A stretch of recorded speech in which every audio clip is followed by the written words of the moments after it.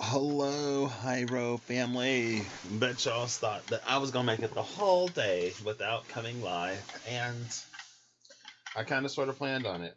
Today we're going live from the BED because I got a headache, and I'm laying down, so no camera.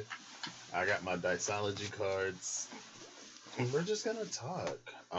Welcome to where I tap into the astrals. I'm just gonna check and see if the audio is okay real quick because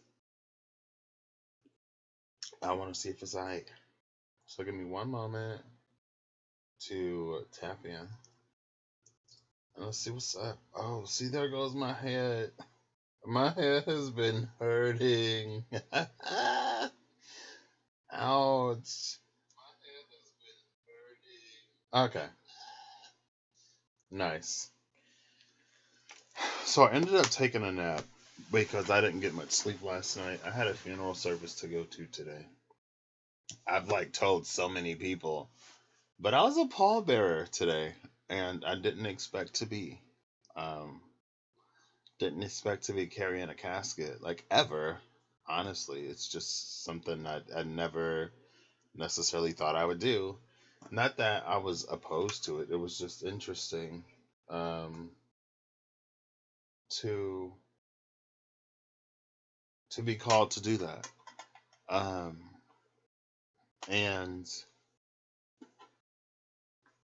I saw a cousin that I haven't seen in a long time. She lost her mother. And I actually, when I was a freshman in high school, she was a senior. And I escorted her to her. She participated in a cotillion ball, and I was her partner, so I danced with her. And I've talked about before how, like, sometimes it hasn't happened in a while, but whenever I was too far outside of my fragile masculinity, I would think about the night that we danced and how I didn't lift her when it came to the lifting part of the song because she said that her feet were like hurting in those heels. And she said, if you pick me up and then put me down, I will cry. In the space of us doing this dance, right? So I'm like, I don't know what to do. Because, like, obviously, I'm going to respect her wishes, right? And I'm not going to lift her. It doesn't matter if people think that I can't or whatever. Ooh, what's this? The King of Hearts.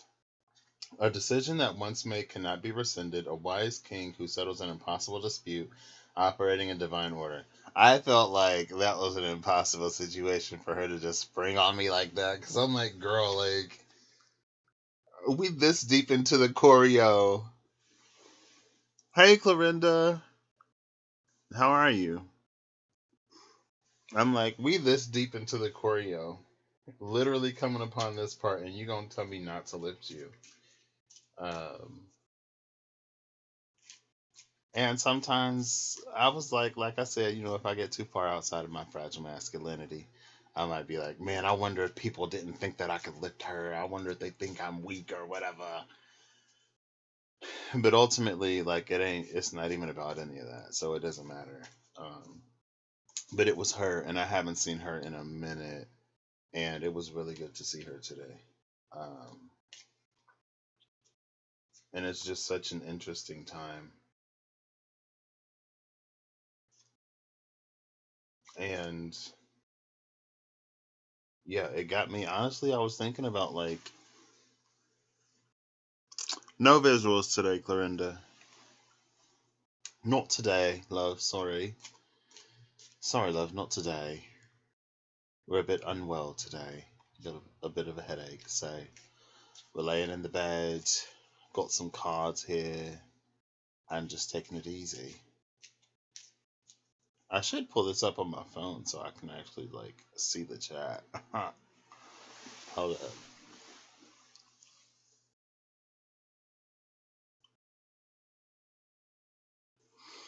I went to a funeral today, Clorinda, and so I saw my cousin, and I haven't seen her in a while. She lost her mother. Oh, what's this? I'll look at it. Uh, yeah, yeah.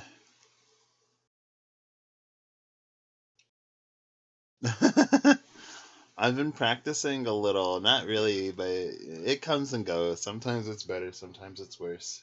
Sometimes it's like if it's a feminine English, it's a little better, and if it's a masculine English, it's worse.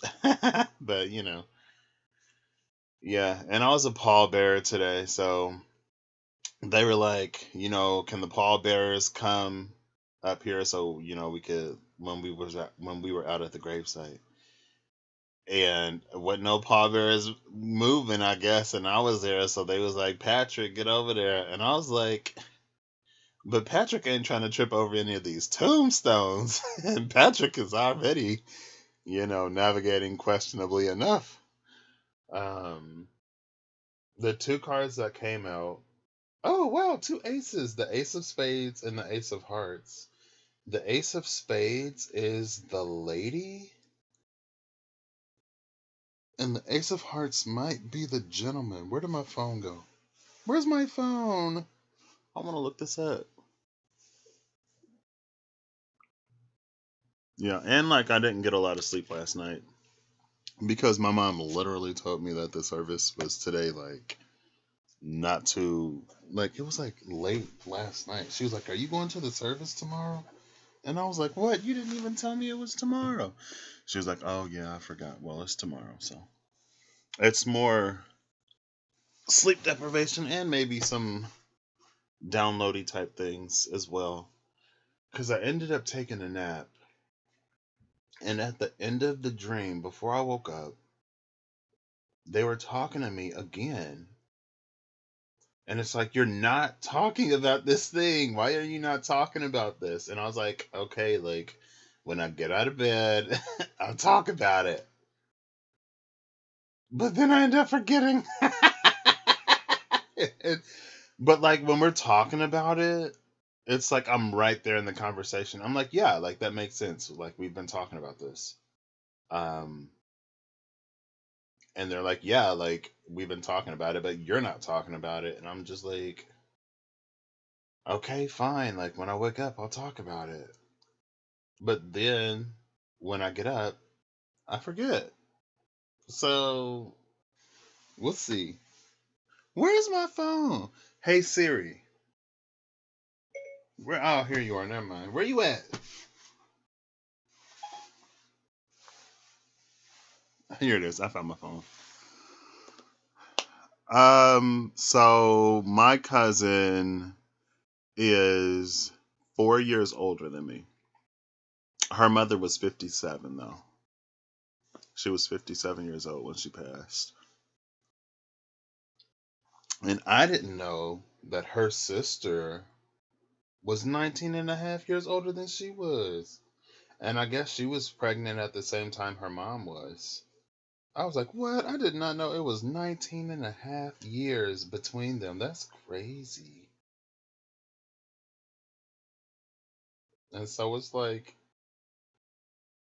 oh, my head is hurting. Come through, headache. Yes, queen. Wreck me. I'm just playing, don't.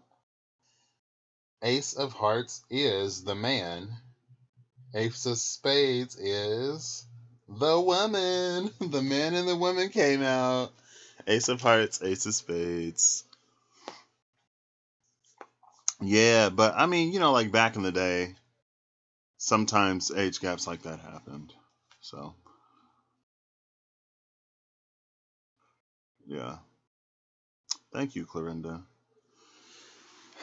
So we got the man and the woman. Well, I'm about to next. Oh, well, the woman is in bed with me now. I just picked her up. Toppling. Tapping into the seed of all creation, understanding what predates all, things that must remain in the dark. Hey, and then this video was in the dark. The energy that we send out is the energy that we receive. The future is born in the heart. There's actually a 77 on this card, and 77 is the Sage of Souls, which is interesting.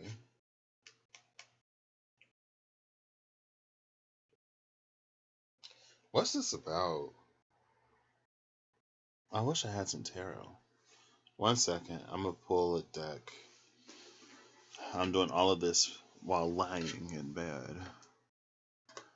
My amethyst is... Where is it? Oh, it's up there in the box. I could. I mean, I'll get to it when I get to it. Honestly, it feels like... I know it has something... Because when it was cards, it was like the sun card. Or something. And I feel like it's like, okay, so like you're gonna remember this time, right? And I'm like, yep, sure will, and I will talk about it. And then like, okay, well, you keep saying that, but you're not talking about it. And I'm like, I forget, I'm human. Come on. Talk to me outside the astrals and I'll remember. Let's see what deck I got down here. Oh, affirmators right here. I got the affirmators. If I like this, I might just keep doing this. I don't know. I'm not too worried about it, Clorinda, honestly. Because in my mind, I'm like, hey, if it's something that people should know, then people should know. Come on now. Oh, well, this deck is huge. And I'm lying in bed. So, this is going to be interesting. So, we have first, we're going to, for the Ace of Spades, the woman. Oh, I'll just pick. Okay, I'll give this a few shuffles. The card that I am pulling, I'll pull two cards. For the Ace of Spades, what was it? Tapping into the seed of all creation, that which predates everything, things that must remain in the dark.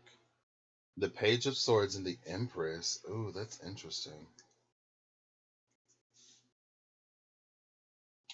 The Page of Swords and the Empress. Now, the Empress is just straight up,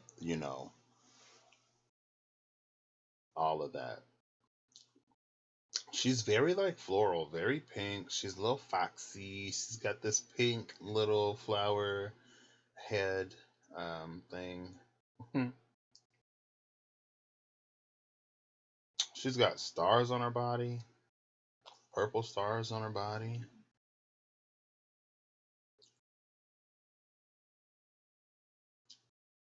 Her tail reminds me of a paintbrush. And then we have the Ace of Swords with all of these books that look like they're still unwritten.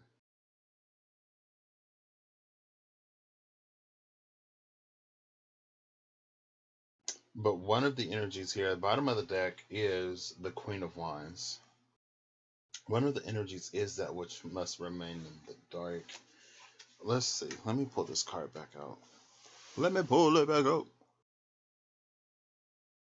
Wait, what's the description?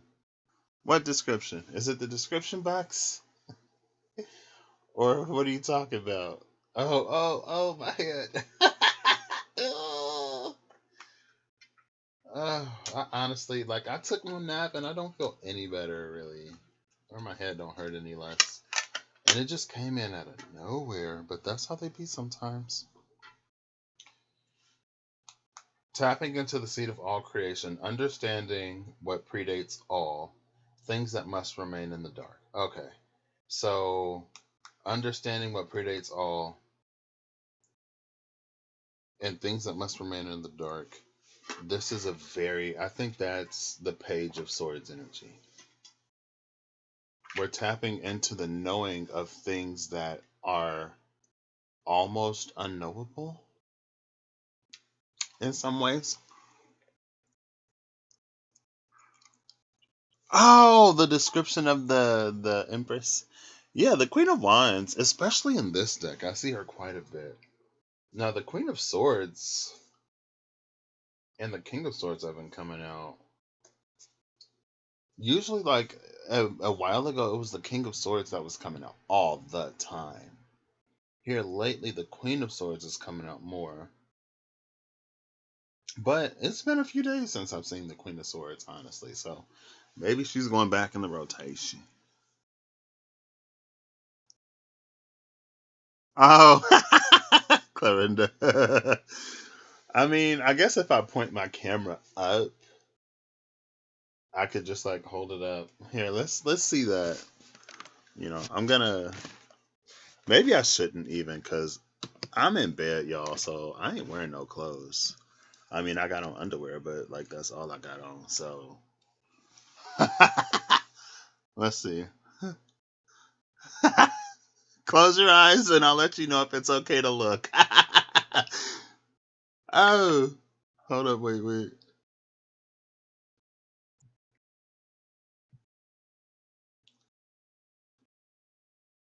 Oh, it's tiny. It's tiny. Oh, you can see my naked shoulder. But I do want to show y'all because, like, I love this card though. Oh, the light ain't even facing this way, so that don't even help. Well, there you go, kinda. There you go. All right, all right. Hi everyone. Hello. Bye. Um. So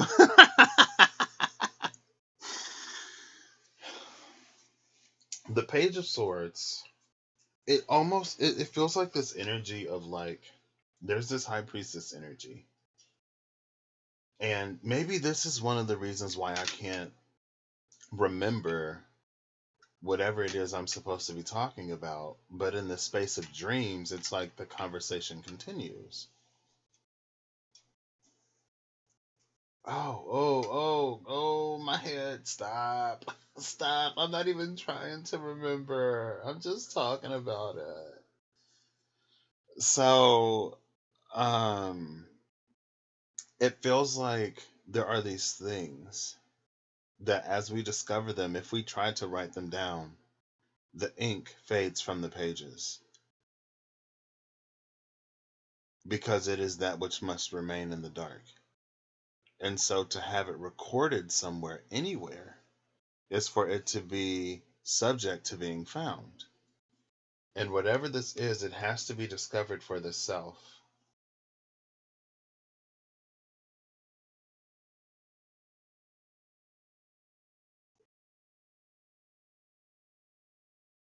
Maybe. Maybe. You're gonna say if you left the camera on, don't forget. Oh, and quickly get up for something, Clorinda. I would totally do that. I would totally. Well, I guess if I keep holding the cards up, then I would remember that the camera is up there. But I would just be like, oh my gosh, I'm not wearing any clothes. Sorry. Well, I mark all my videos as not for children. So, you know. But yeah, that's what it feels like. It feels like if we were to attempt to write anything down, then it would be lost because it can't be recorded. Now let's look into this. Oh, that's a whole bunch of cards. Okay. Oh, we're starting with the Knight of Cups. The bottom of the deck is the Tower, though, for the man. So let me refresh my memory. We got two blue cards, a purple card. Oh, whoa. Hold up. So we have the Knight of Cups, the Eight of Cups, the Star, and the Two of Wands. Now, I love the Two of Wands in this deck. This is hold on, let me get a refresher. Let me get a refresher. You'd get sidetracked, lol.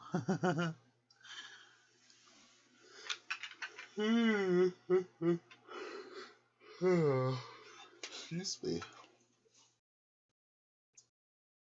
You know what? Low key. Hold up. Where my phone at? Oh no, the cards! The cards had slid off onto the table. On the table, girl, they slid off onto the bed. Oh, well, now they're in reverse. Now the Knight of Cups and the Eight of Cups are in reverse. Give me 1 second, y'all. One moment, please.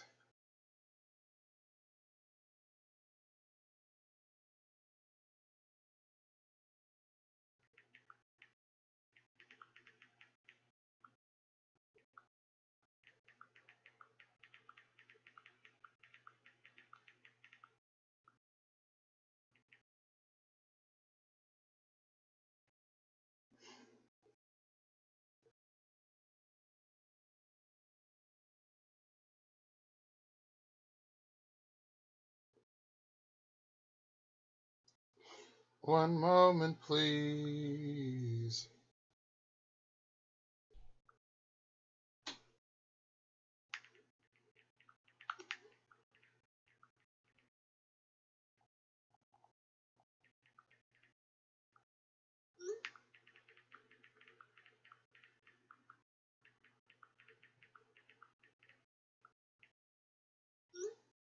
Okay. So, let's see. Let's see. Elevator music playing. Please wait. Oh, let me play some oh gosh. Oh my gosh. Ooh. Okay, let me ow. Oh. I don't know why my head is hurting like this. This is not necessary. I'm gonna play my peaceful meditations playlist though, low key in the back. So the one that's like effing up all of my Spotify playlists. Can you hear that, Clarinda? Nope, I'll turn it up. Can you hear that? I feel like that's too loud. Hold up, wait. I got this little speaker. Oh, is that what fell on the... Oh, no, it's right here.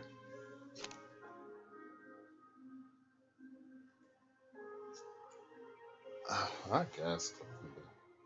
They keep, like... The dream space has been so interesting lately. Like, things are evolving.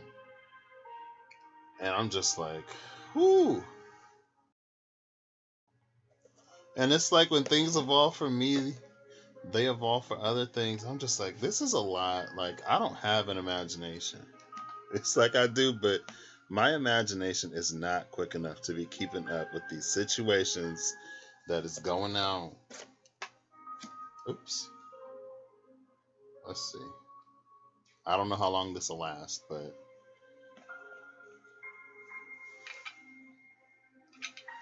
okay. Ooh, this one is called Rebirth. Okay.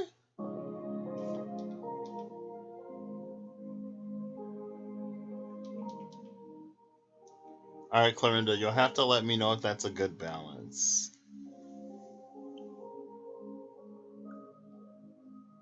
Sounds good. Oh, well, you said it before.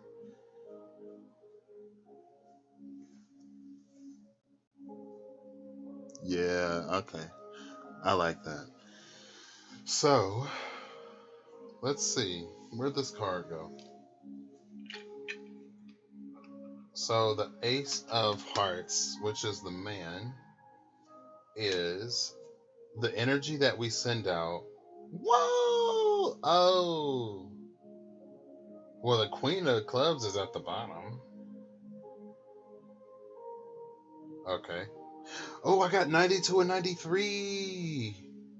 There's also a 444 on the Ace of Hearts. So, the energy that we send out is the energy that we receive. The future is born in the heart. This is interesting. So, the cards that came out, the Knight of Cups, the Eight of Cups, the Star, and the Two of Wands. And I love the Two of Wands in this deck because, oh, I wanted to show y'all, but it's very like explorer vibes. It's very cartographer vibes. Like, we're going in these uncharted places, uncharted spaces. Oh my gosh. Let's take this slow, because my head is hurty. It's head hurty. We're going in these uncharted spaces. And again, coming off of that previous energy, it's like anything that we try to write down, the ink will fade from the pages. But just because the ink fades does not mean that it is unwritten.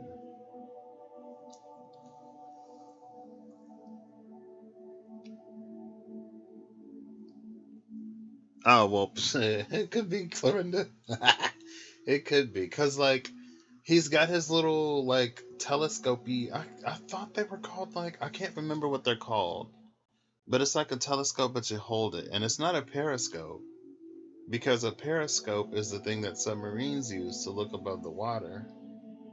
He's got these two wands in his backpack looking like surveying equipment. He's got this little pouch thing and this rolled up map. So he's looking like a cartographer to me.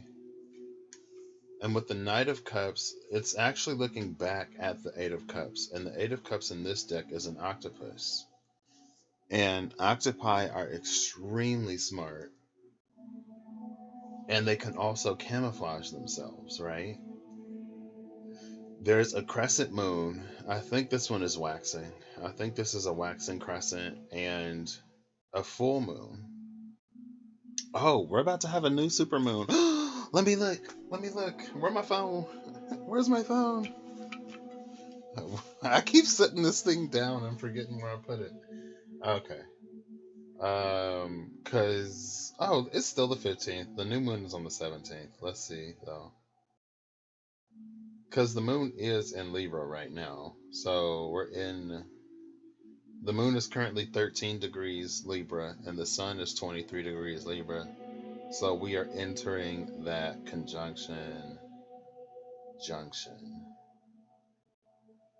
The new moon is in 15 hours and 48 minutes. So over here, it's actually going to be at 3:32 p.m. on Friday, the 16th. So like the middle of the day, middle of the afternoon, we're going to be having that super new moon in Libra. 15 hours and 48 minutes. Oop, oop, oop, oop. Come on now. I'm not trying to lose any cards.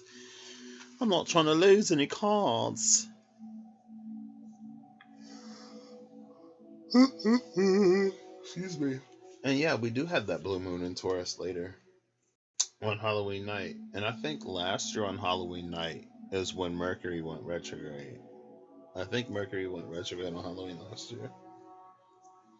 But the Knight of Cups, it's looking at this Eight of Cups. The Knight of Cups has a red solo cut. Has the helmet. It's a penguin. Helmet with the wings on it. Gives me a very mercurial energy. Winged sandals, winged helmet. That's very Hermes to me.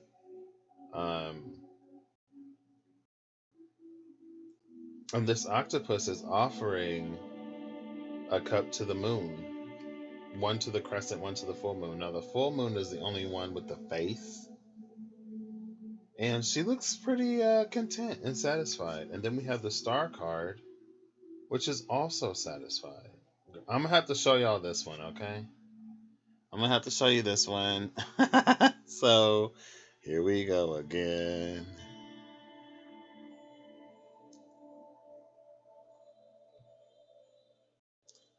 Hold up. I'll resize this later. I wish I would have used a different thing. But let's see. Stick with me here. Stick with me. Oh gosh! Oh no! I forgot to point it back up.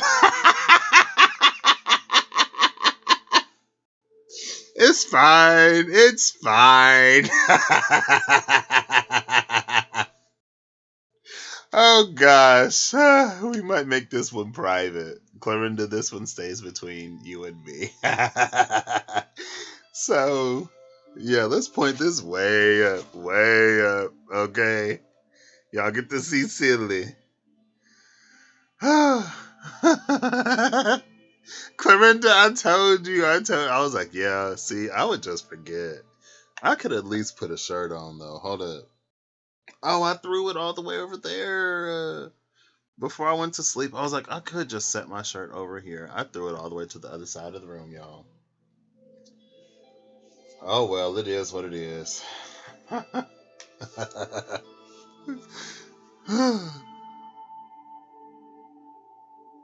There he is, but that's fine. So here's the Knight of Cups. Where's the camera? Oh, no, I can't even find the camera. Oh, come now. Come now. All right, hold up. We're going to have to do a little bit of finagling. Let me turn this back off. 1 second. I'm doing the most tonight, but that's fine. You did, Clarinda. You told me. You warned me. Did I listen? No. Ooh. Y'all ain't see no nipple though, so it's alright. I ain't gonna get demonetized. Yeah, I mean, you gotta be monetized to get demonetized, right? Am I right? Oh my gosh.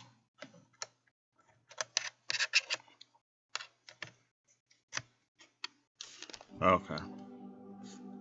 So we're gonna turn this one on. Oof, oof, oh, too bright, my head.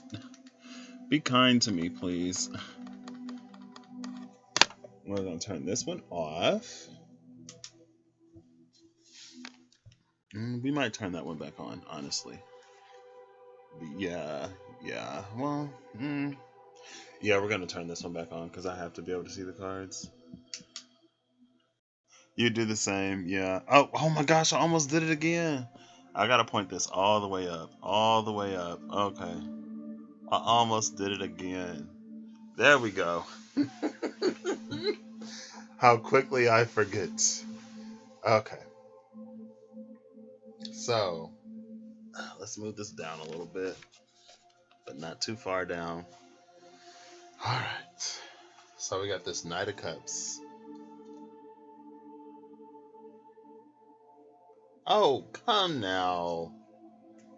Oh, come now. Oh, goodness. Well, if I'm struggling this much, maybe I should just quit. I don't know the meaning of the word quit sometimes. The only time I don't know when to stop is when I should. Honestly. This is the only time I get stubborn about not stopping. Here we go. Let's do it this way. Alright. Alright. Oops. Oh, goodness. I need to not move so much because my head is going to hurt. There we go. Oh, now it's upside down. There we go. Knight of Cups. Whoop, whoop, whoop, whoop, whoop. Knight of Cups. So you see the little Hermes head. I'm actually going to move this down here so I can see it. I'm going to try to keep myself out of frame. If y'all see a little movie, I'm sorry. I'm not wearing a bra. All right, let's lock this. Oh, my head. Oh, okay. Now I'm starting to do too much. All right.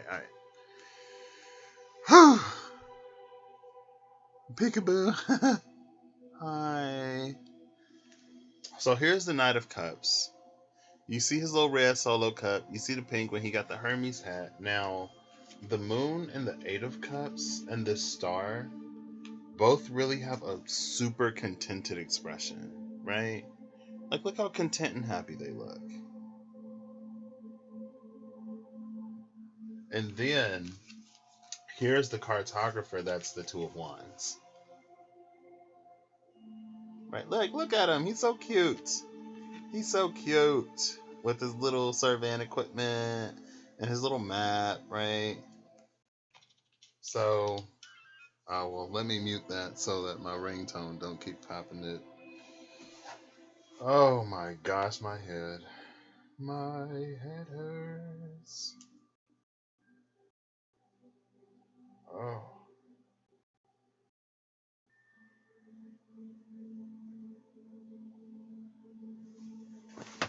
Ooh.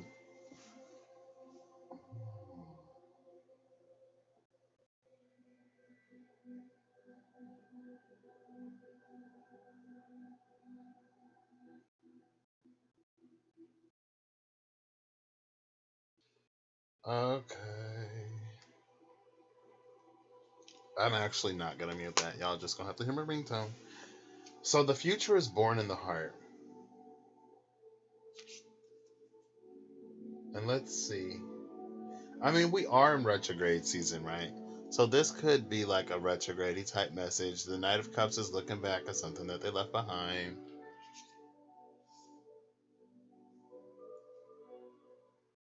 But if we go back to something, we're not going back the same.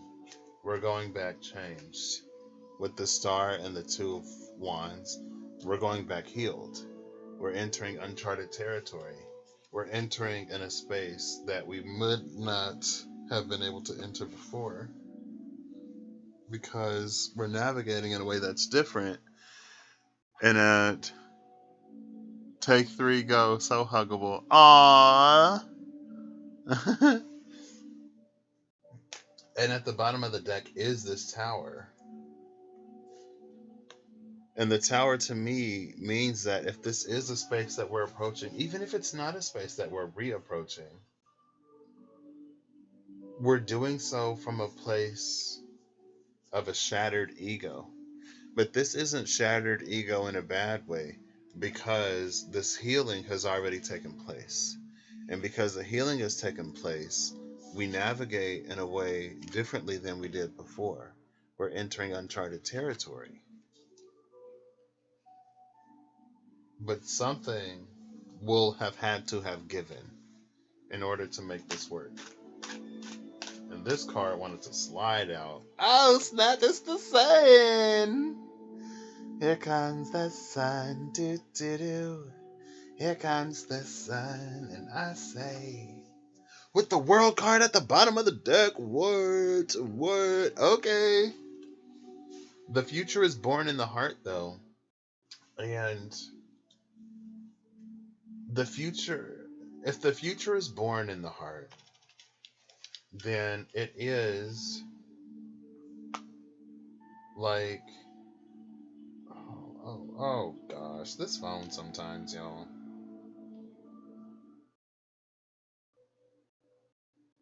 One second. I'm gonna mute this so y'all don't hear the click clacks.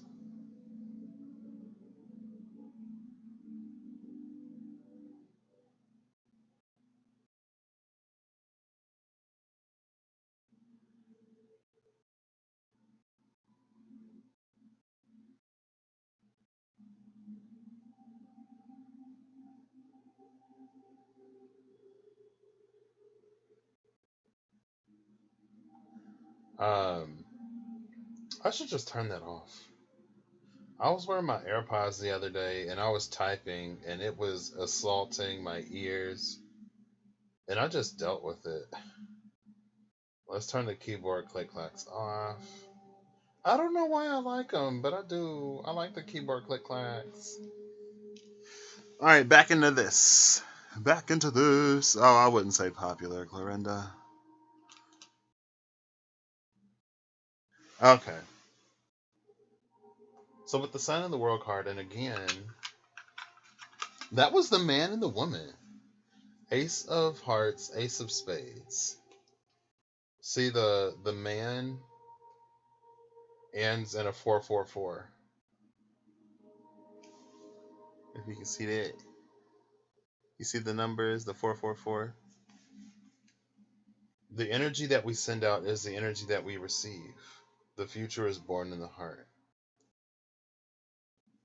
With the future being born in the heart, it is almost very, not fickle, but if we're not careful, the state of our own hearts as we're manifesting something, that's what we manifest more of. So if we have loneliness in our heart, we're going to manifest more loneliness. And it's like, how do you manifest somebody into your life like a whole person that makes you feel more lonely than you are without them?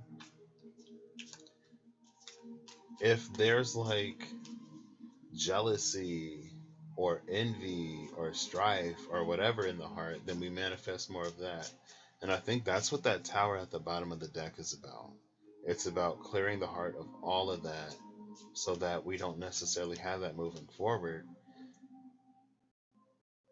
And it's not for anybody necessarily to be perfect, but if we can send out positive energy that's not tainted by anything, then I think we'll be all right, because that's what we'll receive back, right? It's what we'll receive back. So let's get one more, or a few more. I really can't remember. Oh, stop. Nope. I'm not even going to talk about it no more. I'm not even going to try to remember. It's like, you're not talking about this. You're not talking about it. Patrick, what are you doing? I'm like, I'll talk about it when I wake up. Gosh, let me sleep. And then I wake up and I forget. Maybe I will write it down next time at the very least. So, all right. There we go. I think the card just flipped over. Yep. Oh, it's the Joker, the red Joker. I feel like I see the same 5 cards all the time. The red Joker says material intervention, the coming of spring, mastering the game of life. Ooh. Like that energy. I'm a fan of that energy. Material intervention, the coming of spring, mastering the game of life. The coming of spring means it's the end of winter time. Winter is a season of dormancy, right? It's a season where things are asleep below the surface. It's a season of storing potential. Spring is the release of that potential as things bud, and here's my hand. Spring is the release of the potential as things bud and bloom and grow, right? So let's see. Let's get a few cards for this. Oh, there we go. Oh no, that's a whole bunch. And this the devil. Yeah. Oh no, it's the King of Wands. Okay. Work. Bottom of the deck is the 9 of Cups. Let's go. Let's go. 9 of Cups, and we just had the 8. So let's see. Let's see. This is a whole bunch of cards. Oh snap, but that's the 10 of Cups. Ooh, the 10 of Cups. And then we have one card face down, so we'll do the face down card last. Oh, look, the Page of Swords is back. But now the King of Wands is with the Page of Swords. So there's the Page of Swords that you didn't see the first time. I think I did try to show it. The King of Wands and the Page of Swords. The King of Wands, it's reminding me of that Sage of Souls energy that we just saw in the woman, which was things that must remain in the dark, understanding what predates all, tapping into the seed of all creation. This is almost tapping into that, I don't want to say that creator functionality. Okay, Clorinda. I don't want to say that creator functionality, but what was the card again? Material intervention, the coming of spring, and mastering the game of life. King of Wands is Leo energy. And then with this, there's a whole bunch of cards, y'all, so buckle up. We got the Ten of Cups. We got the Seven of Swords. We got the Ten of Swords. We got the Ace of Cups, the Seven of Wands, and the Two of Swords. And I don't know if y'all saw any of those cards. So let's see.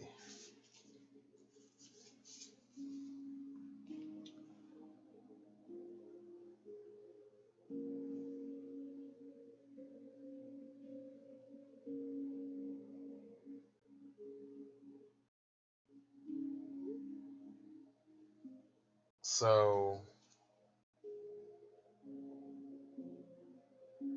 well, since oh wait, are you back, Clorinda? Oh, okay. Well, give me one moment. I need to do this real quick. Oh, let me turn the camera off before I rise up out of this bed. One moment.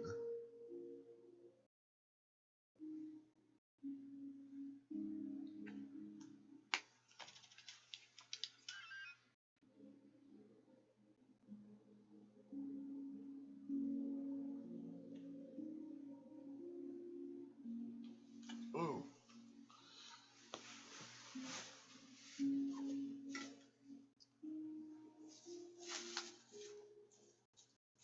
1 second, please. I'm gonna mute the mic actually, because it's gonna be really annoying. School pickup time. Oh snap.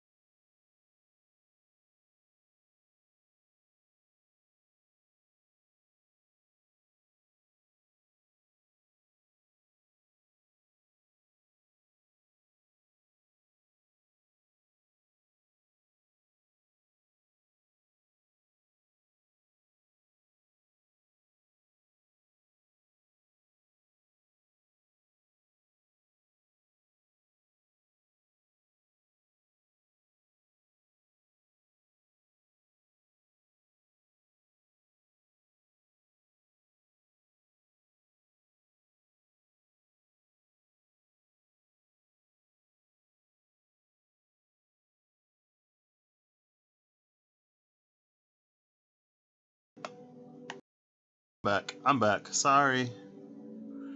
I have returned.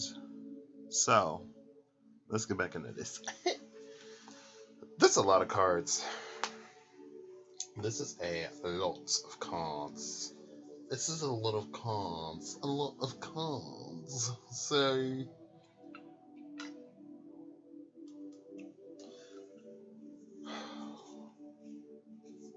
wait. Where are the other cards? Where are the other cards? Oh, here they are. Oh, well, oh, goodness. Oh, gosh. See, this is what happens when I try to do too much. So the Nine of Cups is at the bottom of the deck, which is the card of wish fulfillment. Fulfillmente. Oh, ah.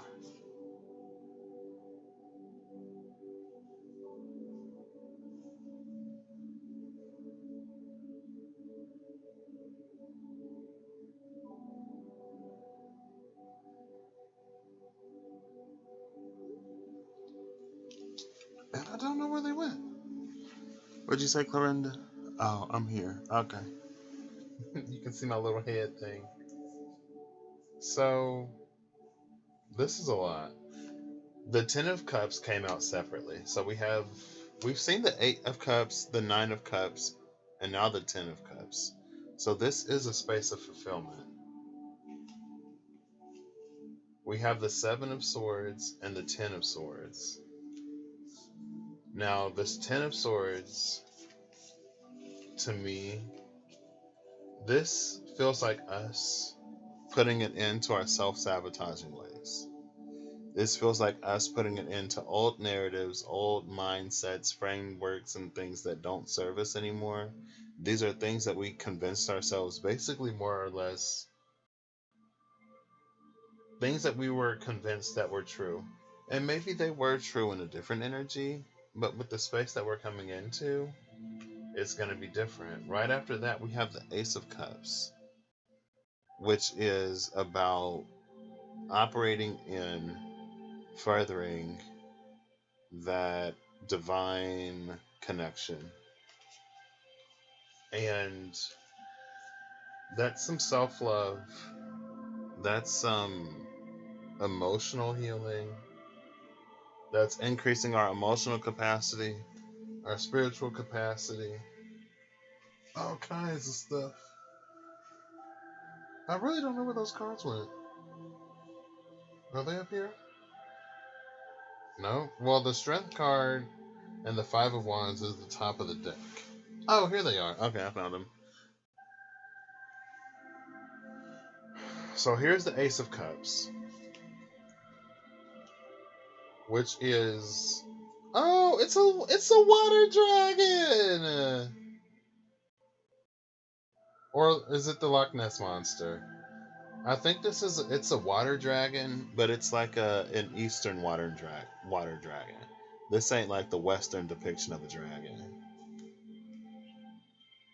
So after we put an end to the ways in which we sabotage our own relationships by the things that we tell ourselves are true, it gives us, or if we cooperate with Spirit, it's going to give us the ability to discover new truths.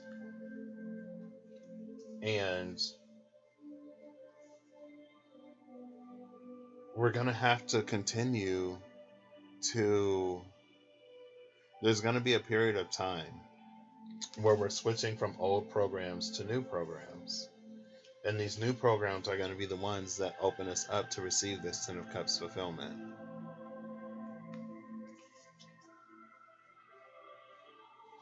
And I think that's what this King of Wands and this Page of Swords is about. It's about connecting to the truth of your soul, connecting to what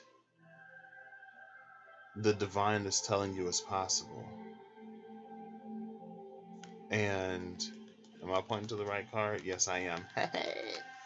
And really letting that be the truth that you resonate with. This is interesting because last time we saw the Page of Swords, The Page of Swords, it was these things that even if we write them down, then the ink fades. But I said that just because the ink fades does not mean that it's unwritten. This is connecting to that lady energy, that Ace of Spades energy. I don't know how I feel about some of the songs on this Peaceful Meditations playlist. So we're going to skip this one.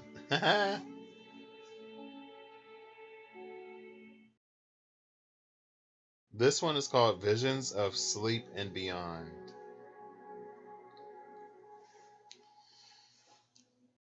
So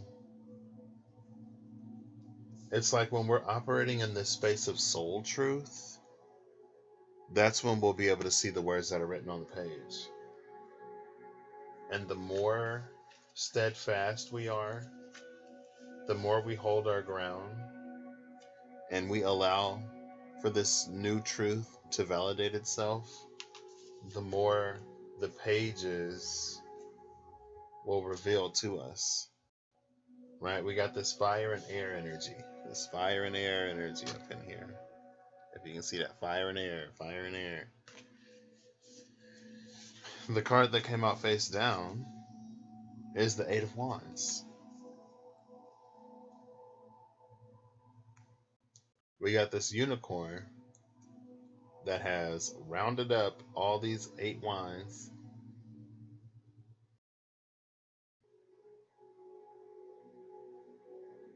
This Eight of Wands card is so confusing to me because I'm like, what is this unicorn about to do? Like, I don't know. I don't get it. I don't get the illustration. um,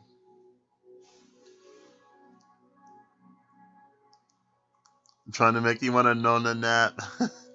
Hey, if you want to take a nona nap, then go on and take that nona nap. And the Nine of Cups, again, the Nine of Cups is at the bottom of the deck. So I feel like it's the space of our wish being fulfilled. But with the Ten of Cups energy coming out, it's actually going to be more than what we initially bargained for, because it's putting us in this space to be truly open with this Water Dragon, Ace of Wands energy. But again, we have to hold the line and allow for this thing, allow for the truth of whatever new information we're coming into with this Page of Swords. Allow for the truth of that information to be validated. Right? It's like, I don't think the divine is necessarily expecting you to just be like, oh, everything that's ever happened to me in my life, completely undone, just like that. It's like, no, like, there is an understanding that it's going to take some time, but don't fight against the things that you're manifesting. Allow the divine to prove to you through whatever ways, it sees fit, or whatever ways you allow it to be proven to you, that this new information is valid. And not only valid, but it gives you this watery understanding that surpasses an airy understanding.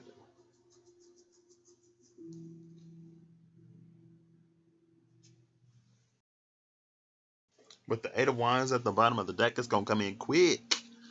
Or there's a potential for it to, so. Let's do one more. And then we'll see what's up. I kind of did want to just talk, but I don't remember what I was going to talk about. And I'm not trying to think too much because then my head will start hurting. So I'll stick to cards. Thank you. So, final messages. Well, last topic of tonight. This was enjoyable. Oops. Okay, that's a whole bunch of cards. Oh my gosh, that's so many. That's so many cards. So many. Why are there so many? Not all at once. So, well, it's only 4. We got the Queen of Diamonds, the Jack of Spades, the Jack of Hearts, and the Ace of Clubs. All of these are eaching. All of these are. Oh no! Oh no! Here's the trickster. There's the trickster. Let me see real quick. I want to look up the Lenormand correspondences.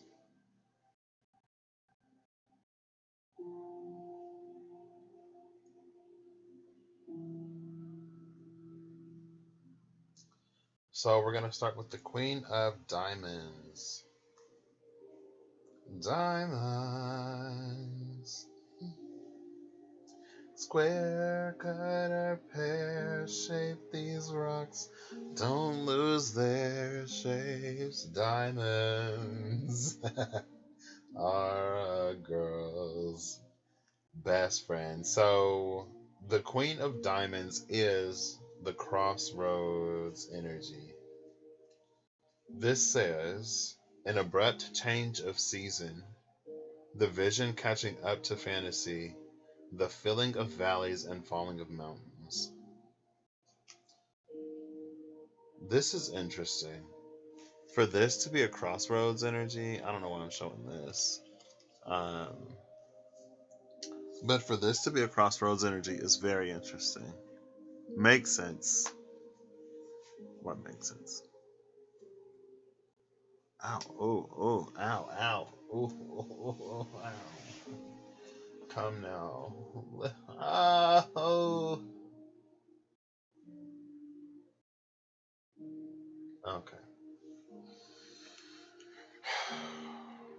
Maybe I should drink water. But if I drink too much water, I'm going to have to go to the bathroom, and I'm not trying to get out of bed. So, Queen of Diamonds, an abrupt change of season. The vision catching up to fantasy.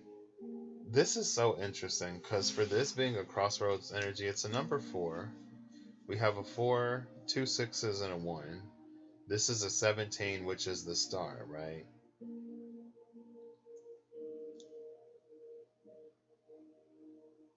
We also have one card of every suit. Queen of Diamonds, Jack of Spades, Jack of Hearts, Ace of Clubs. There is this magician energy, and so before I go too deep into this, I'm just going to see where the magician is right now and what's around the magician. The magician is purple. That'll make this a little easier for me. A little easier for me to see. A little easier for me to see. A little easier for me. Oh no, that's the Fool. Wait, is the magician not purple? I thought the magician was purple, but it might not be. Hold up. Hold up, hold up.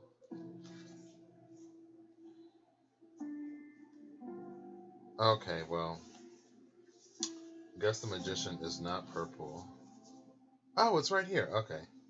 So, oh, well, girl, I guess I shouldn't be surprised. Judgment and the 9 of Swords are the cards around the magician. Judgment and the 9 of Swords. Honestly, I feel like this Judgment and the 9 of Swords, it's almost a question of like whether or not we're ready to face the things that we've been running from. Whether or not we're really ready to put an end to these cycles, these karmic cycles, these, learning cycles, these poverty cycles, lack cycles, whatever. Because with the 9 of Swords in this deck, it gives me very much that like see no evil type of energy. But he's peeking through his fingers. You see that? Oh, hold up, Clarinda. Ouch. And so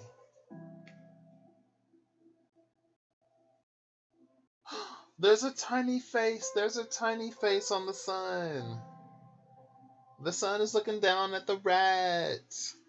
Right? That's like the divine trying to like, hold it. Can y'all see that? That's like the divine. Maybe you can see it, maybe you can't. There's a tiny face on the sign. This is the year of the rat. 2020, and Judgment is number 20 with a rat in this picture or on this illustration. And I was like, wow, that's fitting. That's fitting. Year of the rat, 2020, double Judgment. But again, with the Nine of Swords is monkey.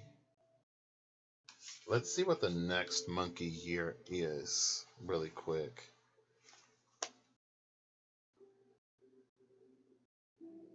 Oh, it's 11:22. It's 11:22 right now on the clock. I was like, let me see when the year of the monkey will be. And then 11/22/2020 popped into my mind as a date that I've seen recently, and maybe you have too. And then I look at the time and it's 11:22 on the clock. Like, look at that. That's crazy. 11:22. So let's see.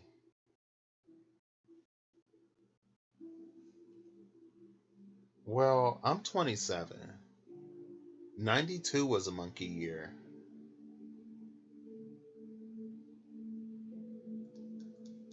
So monkey is actually quite a ways away.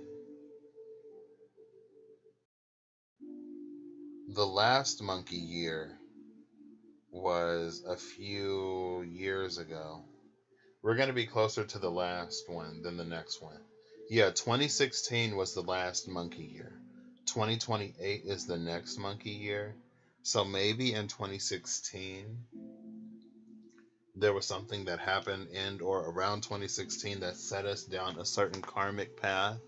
It set us in the space of learning certain lessons. And we've had opportunities since then to learn those lessons. But maybe our vision was kind of sort of clouded because of the things that we didn't yet want to see. But it's like now it's time to give that a good viewing, if you will. You don't have to.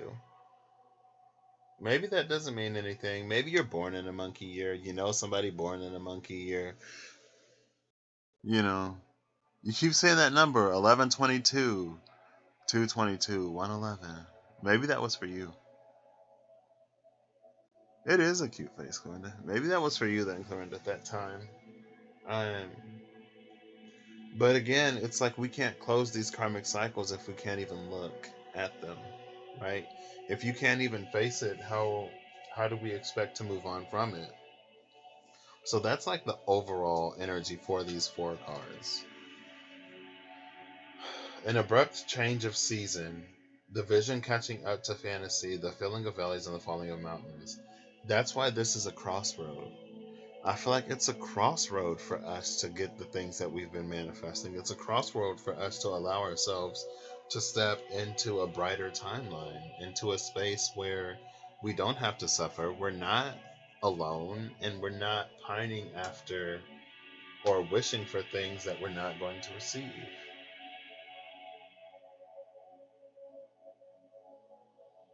It's like we ain't got to do that no more. You ain't got to do all that.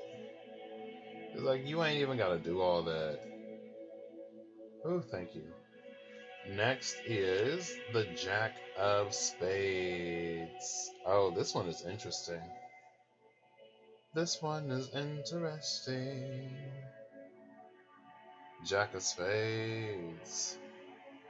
The Jack of Spades is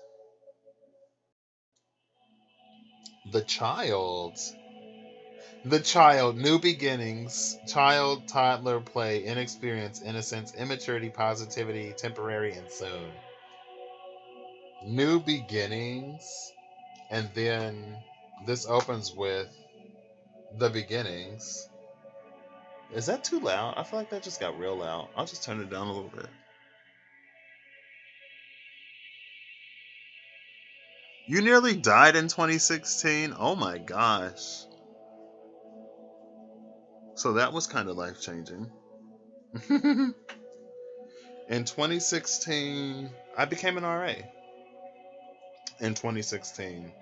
That was the first time I really pushed myself to do something that I was uncomfortable with. I was in the spotlight, I was responsible for some folks, and it's also when things really began to fall apart for me, and I continued to ignore that stuff. But the end of 2016 was the space where I was reaching the point to like handle my depression and to stop letting it handle me. Honestly. An experience like that, it can really give you an appreciation for life, you know, to almost die. And then it's like, wow, like if I would have actually went, there's so many things that I've yet to. Oh, nope, nope, stop.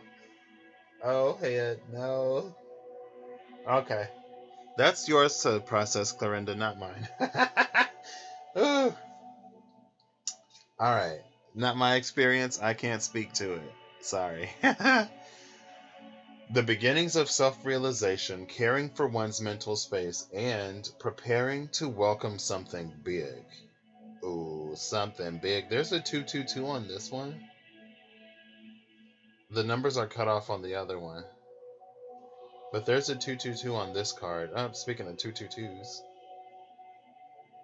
And this is the child, right?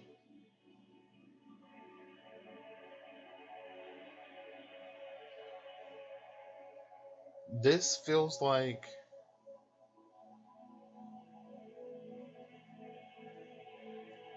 because we had the Nine of Swords and the Judgment card, right? I feel like the energy of. Yep, don't go there. I feel like the energy of. Oh, wait. Well, yeah, let me not. I'll just trust it. I feel like the energy of this is.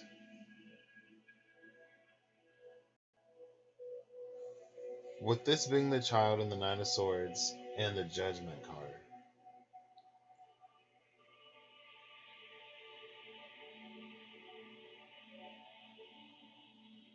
I lost it. The beginnings of self realization, that's us looking at the things that we actually want, the things that actually serve us, the things that actually resonate and align with who we are as an individual and what we want in our individual lives.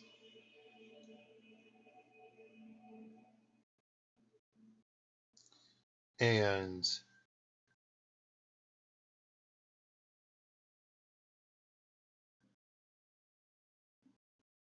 I feel like it's time for us to really care about how we feel, to care about what we think, and to care enough to begin to do something to make sure that we're going where we want to go and that we get to wherever it is that we want to get to.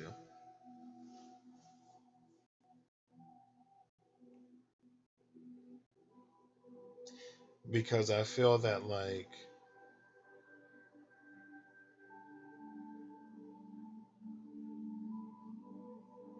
this preparing to welcome something big,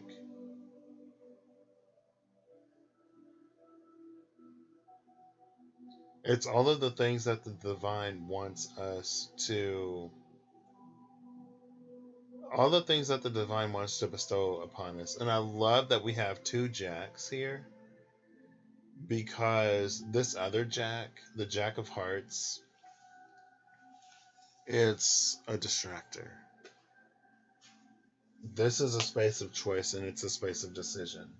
Either we'll choose the Jack of either we'll choose the Jack of Spades or we'll choose the Jack of Hearts. And the Jack of Hearts is the heart.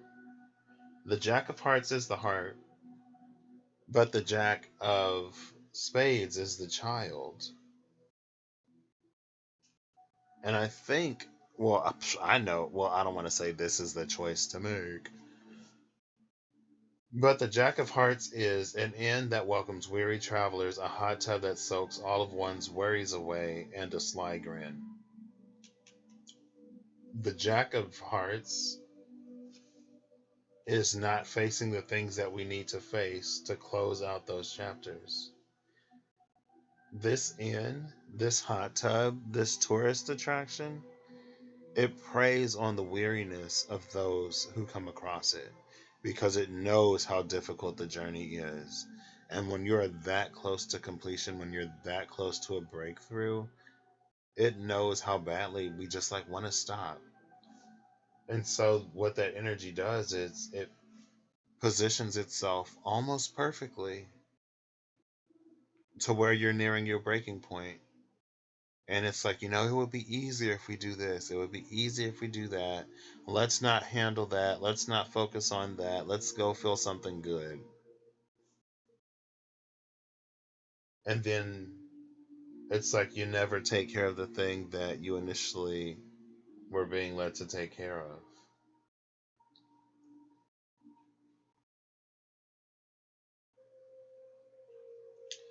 And then the Ace of Clubs is a strong will and an open heart, all things taken into account.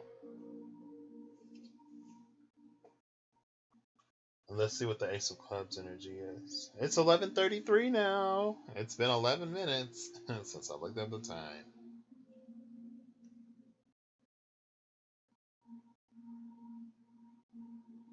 The Ace of Clubs is the ring. Oh snap! The Ace of Clubs is the ring. We got the ring.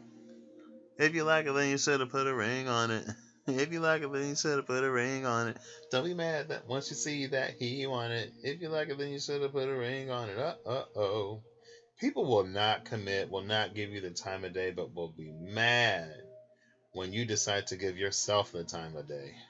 Girl, like, you snooze, you lose. You snoozer. Anyway, a strong will and an open heart, all things taken into account. I love that energy. It's the ring. So we had the crossroads. The crossroads is this like in between space. This crossroads is what's leading to this Jack of Spades, Jack of Hearts choice, right? So again, and then it's ending in the ring. Whatever decision we make in this space of judgment, in this space where we are potentially closing out karmic cycles, either we will continue on the path of karmic reward and experiencing higher, brighter times, or we will choose to stay in those karmic cycles and we will manifest a whole new round of karmic cycles to learn from if we don't face the things that we need to face. And yeah, it's uncomfortable. It's not supposed to be comfortable. Hello, it's growth. It's like, do you wish to continue? And you're like, well, I don't know. Do I wish to continue? And in that, nope. Let's back up to the Queen first. So we have an abrupt change of season, the vision catching up to fantasy, the feeling of valleys and the falling of mountains. I'm feeling more, it's the energy of the abrupt change of season and the vision catching up to the fantasy. It's like, whoa, like I wasn't actually ready for this. I'm not healed enough for this. Like I'm not ready. Like I don't even know if I really want this. Enter the Jack of Hearts, an inn that welcomes weary travelers, a hot tub that soothes one's worries away, a sly grin. Oh, you don't have to make a choice right now. You have all the time in the world. If it's truly meant for you, it'll always be there for you. You don't have to do any growth. You don't have to do any healing. Like, if it ain't working, it ain't working. There's something better. There are all these options, blah, blah, blah, blah, blah, blah, blah, blah, blah, whatever. Trying to convince you not to grow into the thing that you have the ability to grow into. Over here, it's the beginning of self realization, caring for one's mental space, and preparing to welcome something big. This is knowing that you're reaching that completion state, knowing what lies on the other side, and even though it is potentially intimidating AF, because it's a space that you've never been in before, and maybe you're not completely ready. I don't think it is for you to be completely ready because this is the beginning of self realization. The beginning of self realization is like you've acknowledged yourself. You know these parts of who you are and what you actually want, but it's time for you to begin living that. Self-realization is living this truth that you know, and not just walking around with the knowledge, but like you're not doing anything with that knowledge. And then we're ending with a strong will and an open heart, all things taken into account. Like I said, when the Seven of Wands and the Two of Swords came out, like the divine knows how difficult it is to go from one state to the other, right? No one's asking you to be perfect. People are just asking you to try. The bottom of the deck is the Ten of Diamonds, a blistering heat and freezing cold that lies at the heart of creation, the truth of the heart made plain, and beginnings. Just straight up beginnings. Is it a good beginning or a bad beginning? I don't know. It's just the beginning. It could be the beginning of the end. The end of the world as we know it. I actually do want to look up, what was that, the Ten of Diamonds? And see what the Lenormand correspondence for the Ten of Diamonds is really quick.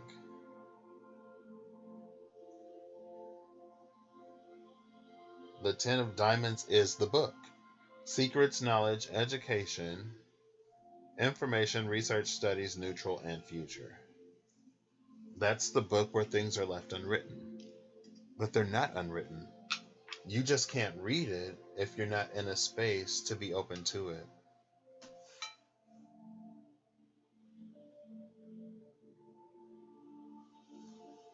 Very high priestess type energy. But again, like, you got to face that stuff and you have to own up to it. If you continue to run away from it, how do you expect to ever close it out?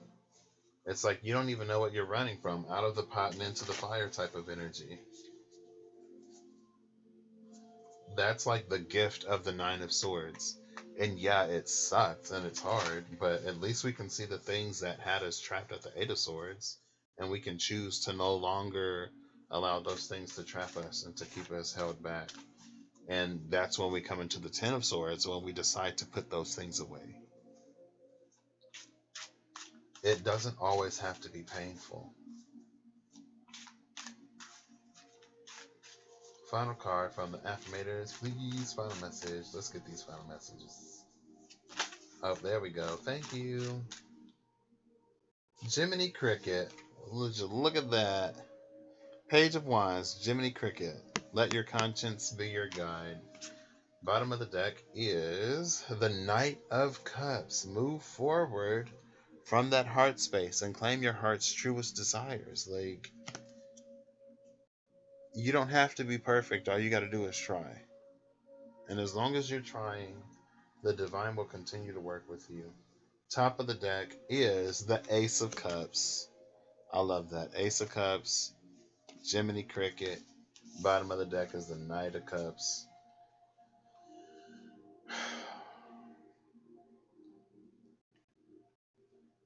It's not supposed to be easy, honestly.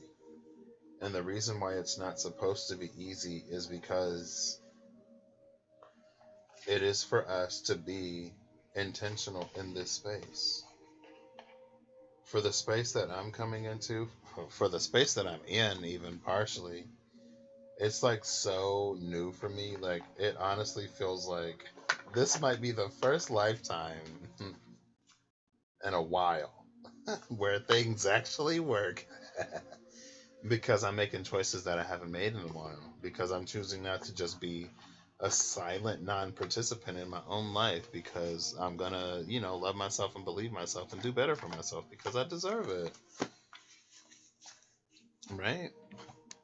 So we're gonna turn this back off. Oof! Clorinda almost did it. Did you see my head rise? Did you see my head rise? Oh goodness. Okay, we're gonna turn this back off.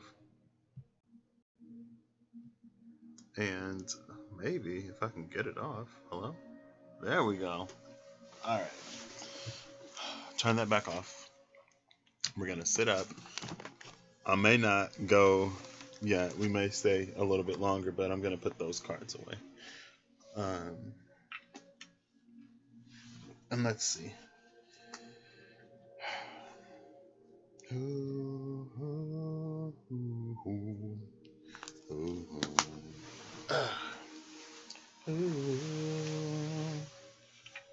Alright. Oh, goodness. yeah, it's like, it's like we can't want something brand new and not be willing to do anything to get it. Like we can, but we're not gonna get it that way. We're not gonna get it that way.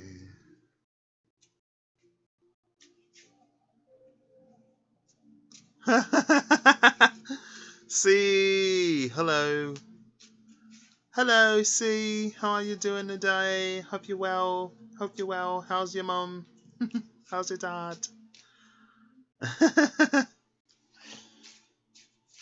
um. Oh, there goes my head again. I laugh a lot. I noticed that. I like it though. I like to laugh. Laughter is one of the best medicines. Six of Hearts, maximizing or minimizing limitation or support. Look to the root. That's something that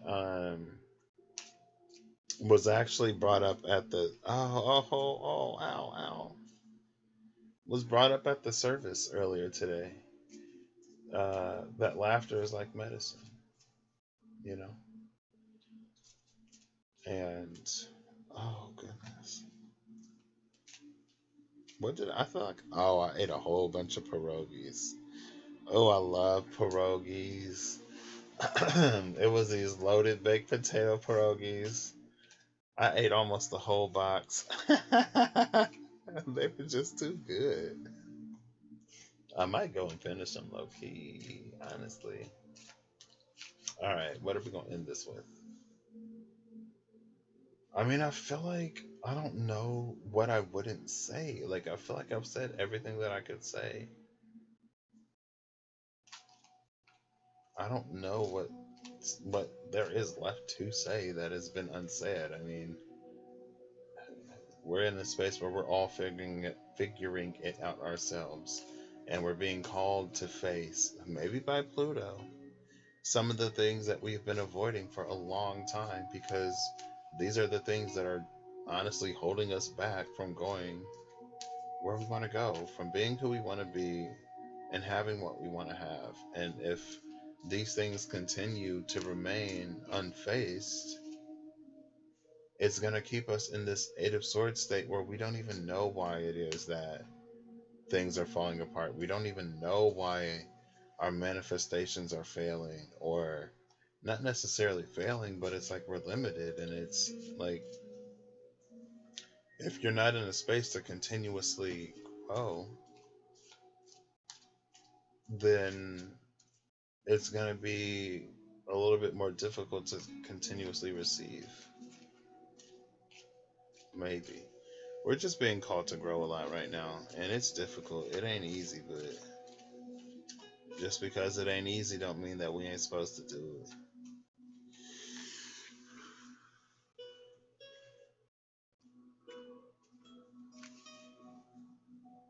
Wait, you love who? Oh, pierogies? Yes, Clorinda! Yes! I love pierogies! The only reason why I even tried pierogies is because I was on campus and there was this dude named Tom, and he worked with capital projects, and they did stuff on campus or whatever. And he's like, "Oh snap!" He was like, "Today's pierogi day in the dining court. I'm so excited." And Tom was so excited for pierogies. Like, I'm not really an adventurous eater, so if it's a food that I ain't never heard of, I ain't necessarily trying to try it. But he was so excited about pierogies. I was like, you know what? When I go for lunch, I'm just gonna grab a few and see what all the rage is about. And I was immediately in heaven. I love pierogies. Clorinda, like, I looked it up. They got some frozen Mrs. T's. So shout out to Mrs. T for helping me get my pierogi fix, because without Mrs. T, I would not have pierogies in my life, probably. Because I don't know anyone who, makes pierogies. So, yeah. His excitement and enthusiasm for pierogi day led me to try pierogies, and I bought 2 boxes. The loaded baked potato pierogies are so good. I ate like 11 of them. and it's only like 15 in the box. So I'm gonna have to buy some more for sure. For sure, gonna have to buy some more. And they're not telling me that there's more to say necessarily. I'm just trying to think of like what it is that I'm not saying. Honestly, is that it? Well, no. Well, because this, I remember what some of the stuff is about now.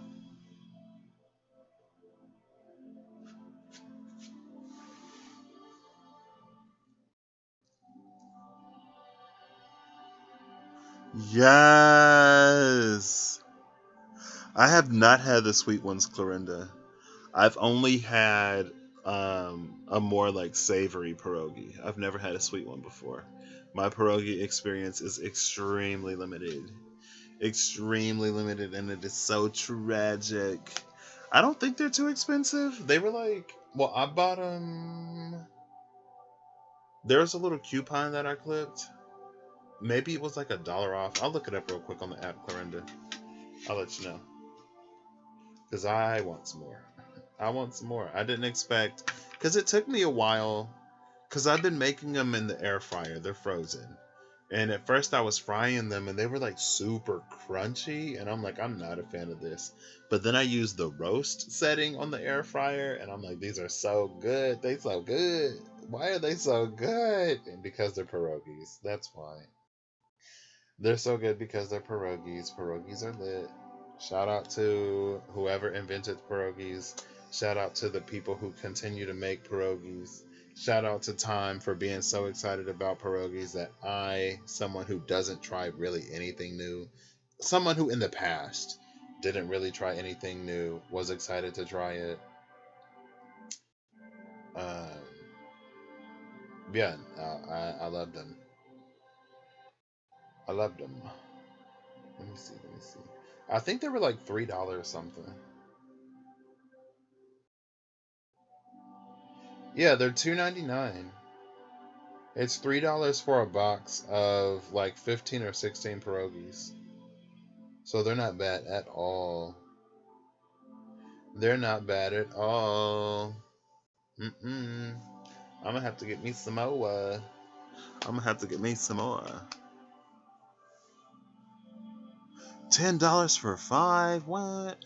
Are those like fresh though? Because these are frozen. So they're in the frozen aisle at the grocery store. But I know that you said at the grocery store like things are expensive over there. So they are the bomb, Clorinda. I'm glad that I could share this moment with you.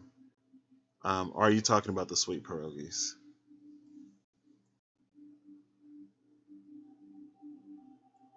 Fried in butter. And to make them sweet, fry in butter and sugar. Ooh. Now you know what you'll eat over here.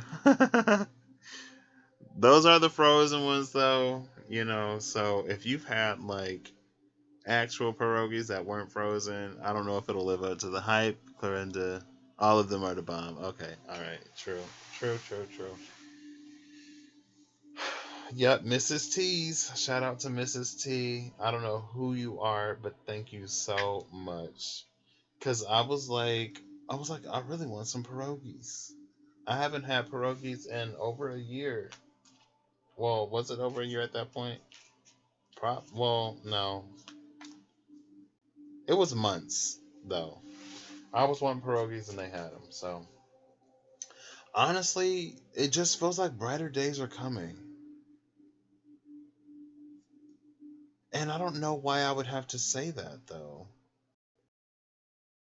Because I was thinking about it and I was like, what have I not said? And then, like I said earlier, I was like, there's this thing that they keep showing me. And in the beginning, when they would like when it was about cards, now it's just like a conversation, honestly.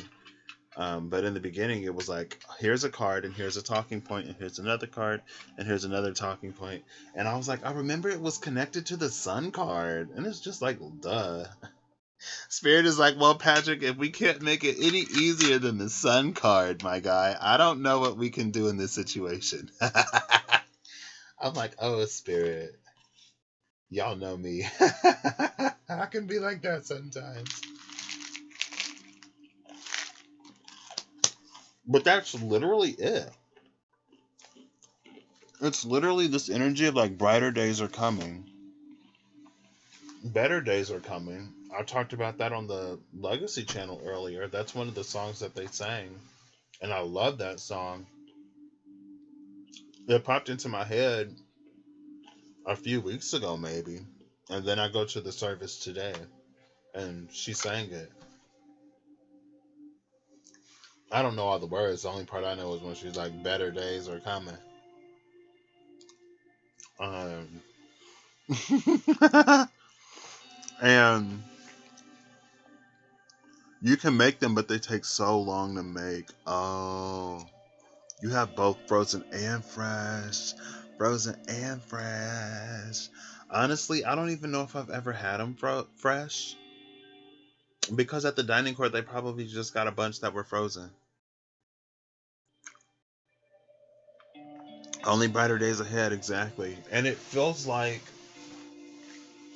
And maybe the reason why I needed to say something is because it feels like the energy of the brighter days are like the energy is already here. Whatever's going to set it into motion is already here, but it takes time for energy to be translated into like physical material things because the physical plane is so dense.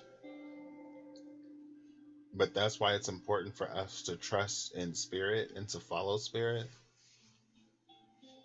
because again, like the physical is so dense, it just takes a while for things to come to fruition down here.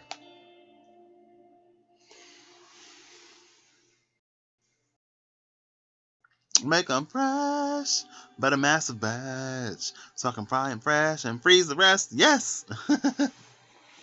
I'm excited. Was that literally it?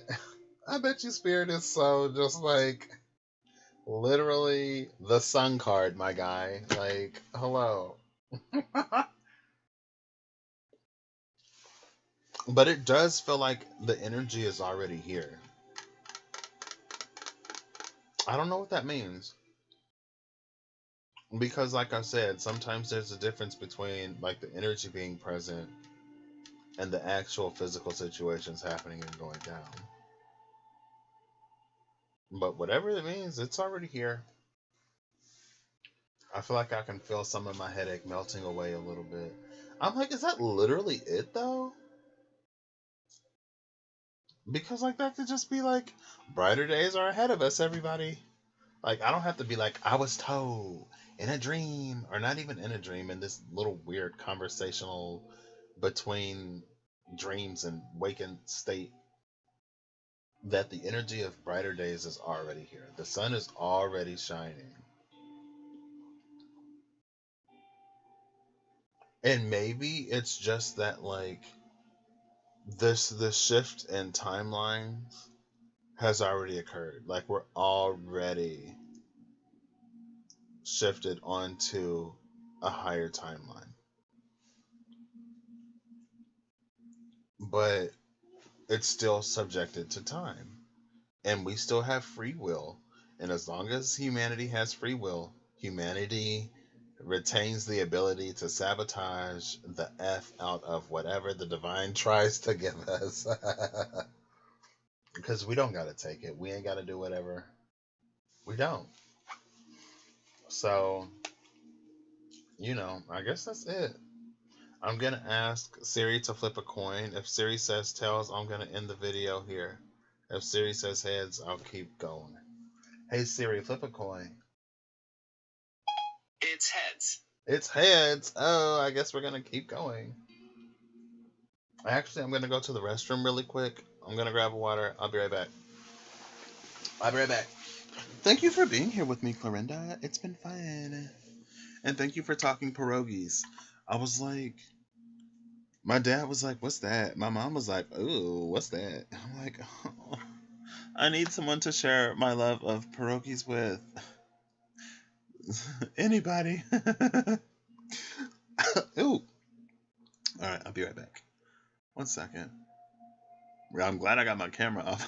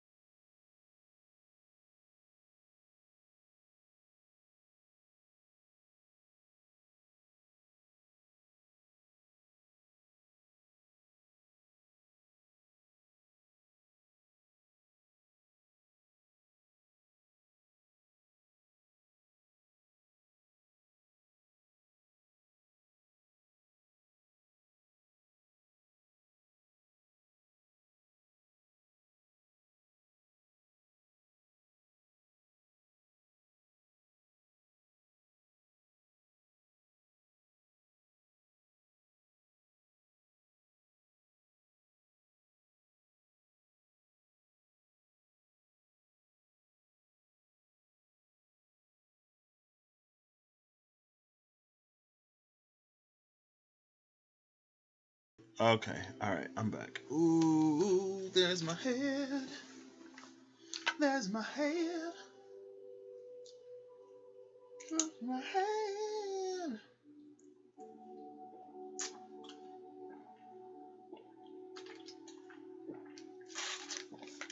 It's too late for me to be drinking water.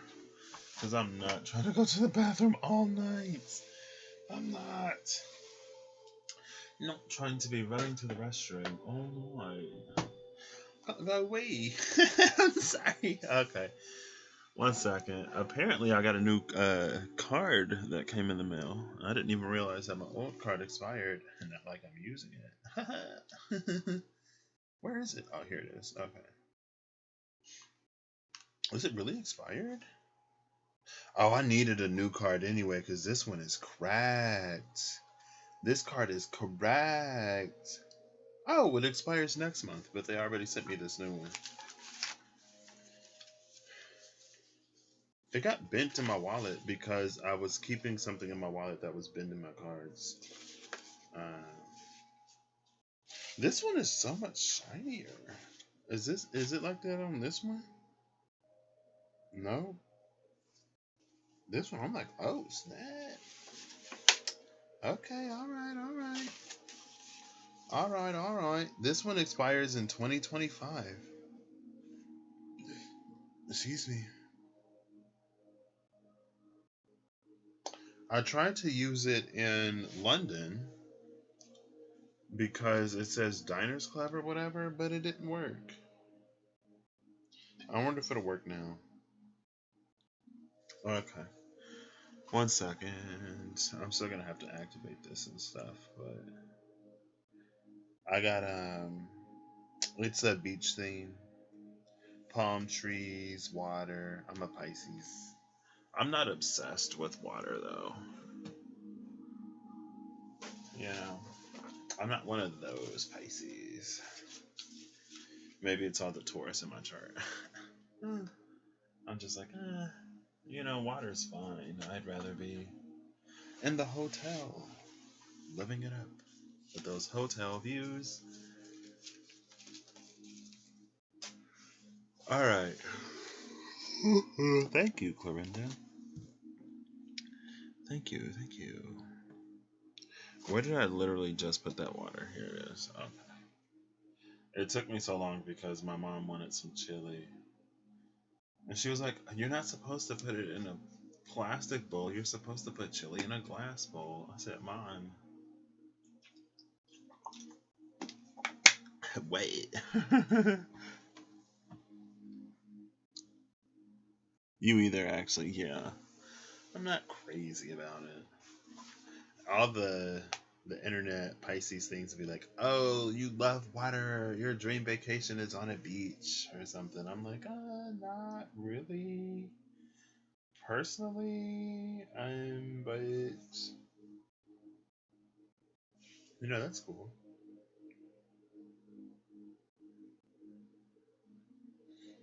All right. Let's get back into this, shall we? She does, but she didn't tell me, so she got what she got. Not a fan of the beach, all the sand, gets in places it shouldn't be. Exactly. It's like, I don't mind the beach, I just don't want to be there all day.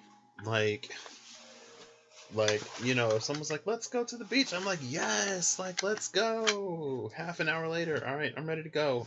I'm all beached out. Like, I was invited to go with some friends a few summers ago. I was like, no, I'm gonna pass because y'all are making a day trip out of it, and I'm not trying to be out there all day, honestly. So he was like, what? You're gonna do whatever? I'm like, yeah, like, I'm not going. Like, hello? Did you not hear me? No comprende? What's English? Inglés? No comprende inglés? Eigo ga wakarimasen desu ka? Shiranai ka? Eigo. Well, what else is there? Excuse me. I think that was like literally it. I think that was literally it. We've made it to a timeline where the sun will shine. Just got to give it some time. Um, I guess.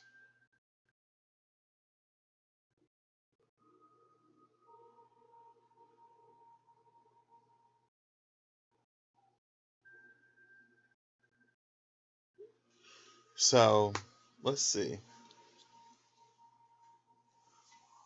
All those creepy crawlies in the water. Yeah, that's what I'm like. There are animals that like live in this water.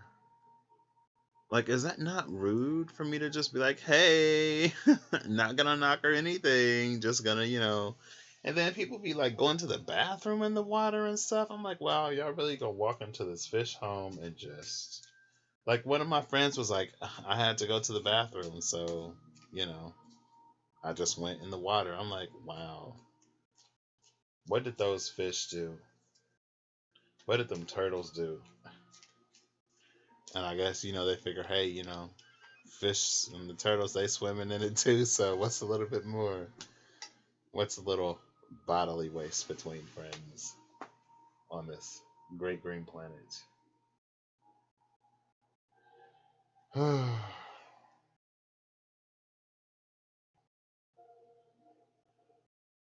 What was that?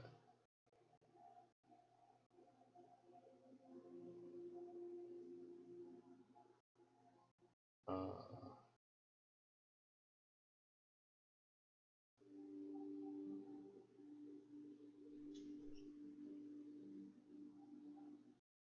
I don't think I've seen my brother today.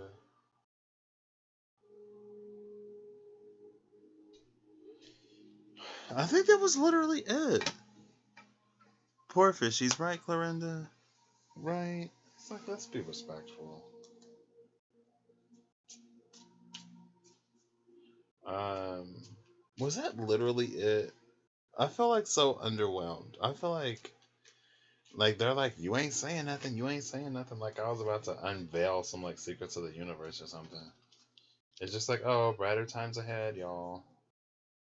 An explosive vision, a nurturing light, and burning passion. 735224, Eight of Hearts. Eight of Hearts.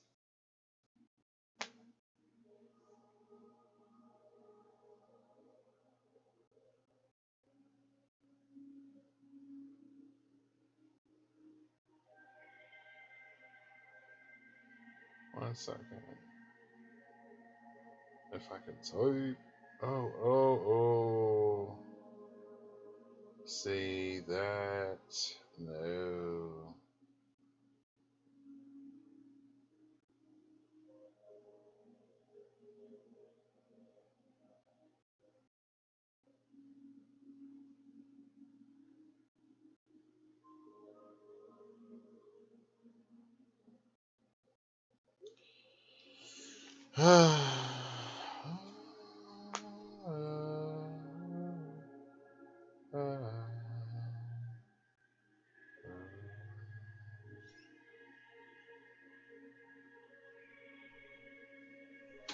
What'd you say? Amazing for someone to hear brighter days. Yeah, but I'm just like,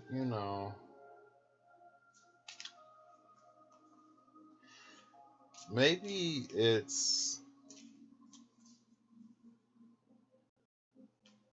I don't know. I'm in this weird transitional period. Let's get personal. Let me turn this light off. I'm gonna put the cards down. I'm gonna turn the light off. Bottom of the deck is the King of Hearts, a decision that once made cannot be rescinded, a wise king who settles an impossible dispute, operating in the divine order. Top of the deck, Seven of Diamonds, a well-crafted illusion, a contaminant blowing in the breeze, searching for an open eye. 86, 15, 10, 6, 1, and 3. That one was an interesting one. Because it's like, and I talked about a well-crafted illusion lately. I was like, a well-crafted illusion is only well-crafted until you realize the holes in the plot. It's like, I thought that was a really good movie until somebody described all the plot holes to me. Then I was like, oh yeah, wow, like, maybe that was not great. I mean, I don't know for sure what's coming, Clorinda. It's just feelings to me. You know, and we're still in the space of free will, so it could all change. Nothing is necessarily set in stone. I feel like we are kind of sort of at, for a lot of reasons, and it's always the case more or less, these pivotal moments when like literally anything could change or happen. Um, because we always have free will. We can always choose to not do the thing. We can always choose to not step into that brighter space, that brighter future, that brighter timeline. And I feel like I'm in this space of transition where it's like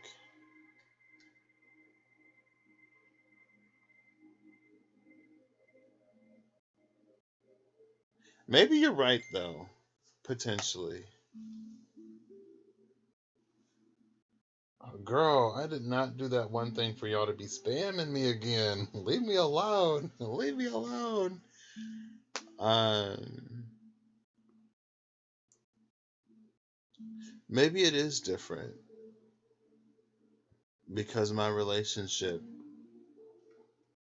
and the way that I navigate my life is changing.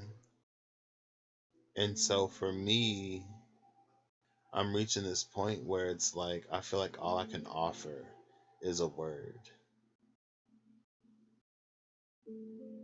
And I guess I do sometimes forget how important or comforting something as simple as a word can be.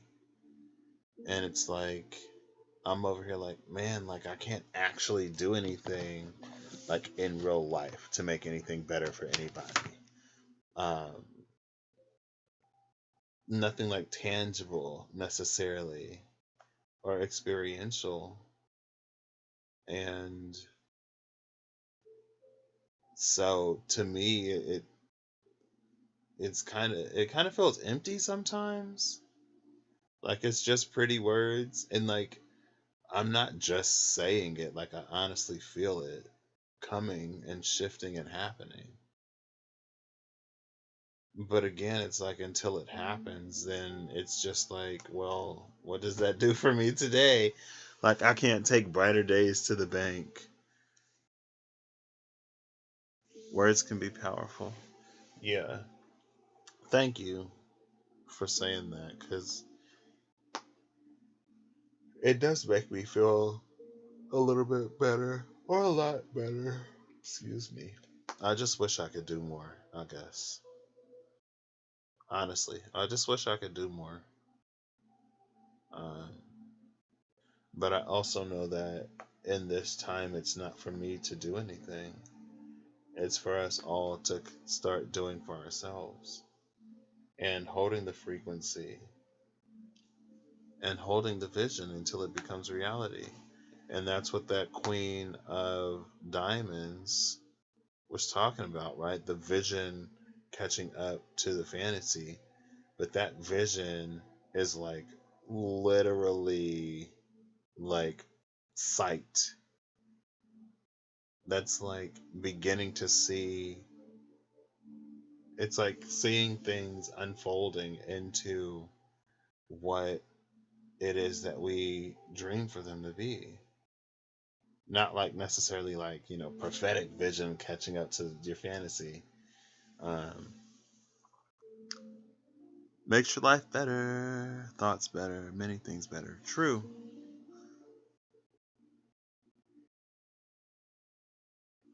You can take those words to your heart.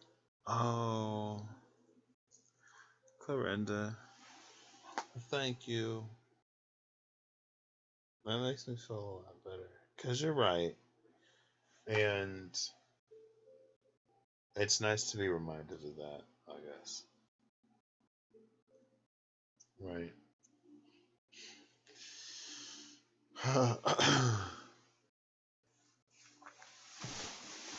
So what else is there? So maybe it was important for me to share then. Cause I'm just like, why is this so important? I'm just like, oh, it's 12:21 now. I'm like, why is it so important? Why? I'm like, you're not saying it. You're not saying it. You're not doing what you're supposed to be doing down there. I was like, oh, y'all. But it is like it will literally be an entire conversation though about these things that are happening and transpiring in more subtle, energetic, or spiritual ways before it begins to happen on the physical. And so in my mind, I'm like, yeah, like, okay, it's not that big of a deal. And it's not that it's not a big deal, but again, it's this thing that I need to get over. And I feel like it's something that I really valued in the past.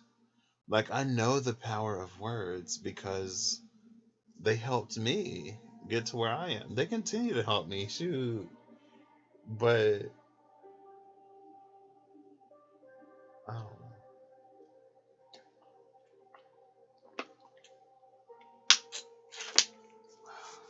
oof.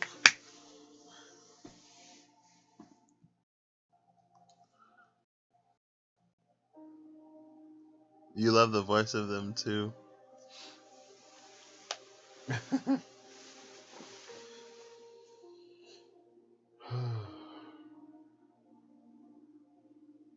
So, what else is there? I guess since I'm here, oh, I wish I could. Oh, I should go out on the porch. I should take my laptop outside, but I'm not trying to get lost or bitten by insects. Sometimes we need to be reminded of the simple things. We forget. That is very true. I forget simple things quite often. That's why I made integrate my word for, or one of my words for 2020, because I forget so much. And I would talk to one of my best friends, Emily, my journey buddy, my ascension partner, and she'd be like, Patrick, like, you already know this. What are you doing? I'm like, oh my gosh, you're right. What am I doing? And so that's another reason why I've tried to be more intentional about also integrating the things that I'm learning. And actually, I'm glad I was intentional about it before because that's been one of the things that have served me a lot as well this year is trying to be more conscious about integrating the things that I've already learned as I'm learning new things.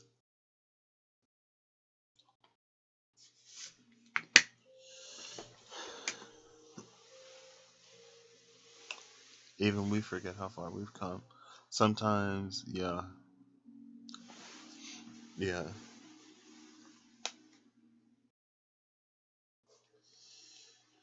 12:25. It's Christmas time. Excuse me. I feel like my headache have headaches. Have I eaten today? Besides like 11 pierogies. Yeah, I had a breakfast burrito. It was really good actually. It was more expensive than I would have cared for, but it was really good. And then I had all those pierogies. I need to go to the store and get some more. Because I'm hooked now, honestly. Do you use any condiments? Do you put anything on pierogies, Clarinda? Or do you just eat them as is? I eat them as is. Not to derail the conversation. Sorry. Um, but the other day, I was outside. Um,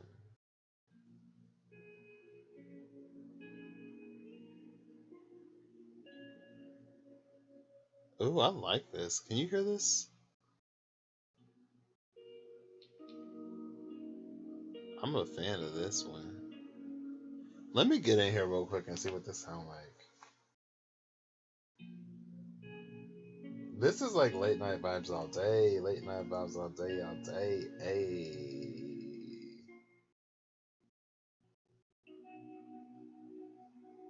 Let's see. Wow. I gotta get a different device. I'm trying to use my phone that's connected to the Bluetooth right now. It's fine. It's fine. You do like it. Mainly pain. Uh, they put sour cream on them. Okay. I think I've heard sour cream. Maybe. I'm not a fan of sour cream though. Mainly pan fried in butter or butter and sugar. Yeah, I've had just, like just the butter. I'm good. I don't need no condiments. Perfect as is. Um, let's talk about some stuff. Let's talk about how I process things. Let's get deep into it. Let's have a conversation. Oh, let's go.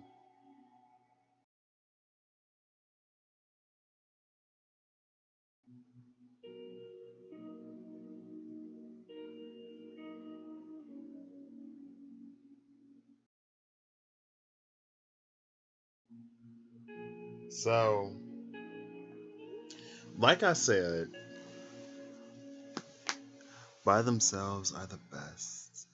Okay, let me move this a little bit so I don't have to crane my neck to try to see you, Clorinda. All right, there we go. So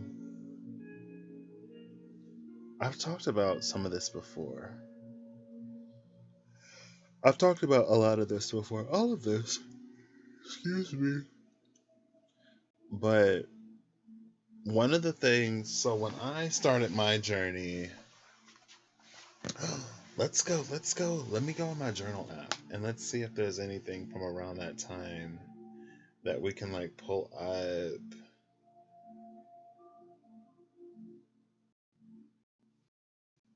Because that would have been around October 2018 is when I had my darkest night. Coming into November is when I actually started um, doing stuff. Excuse me.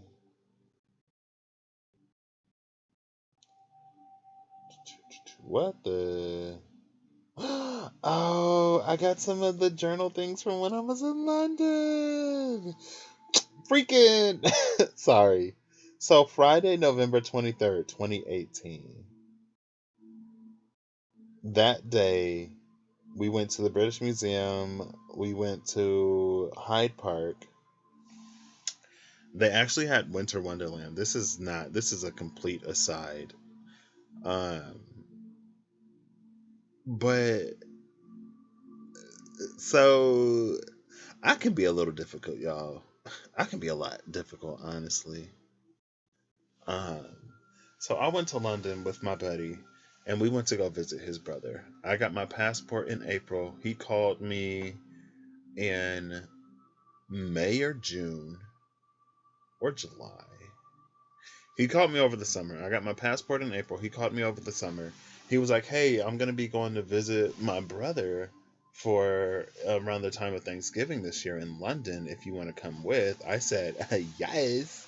So, um, I can be honestly. It's the tourist in me. If I don't get my way, I'm not participating. Sometimes I'd be like that. I'd be like that. Honestly, not gonna lie, I'd be like that. um, so last year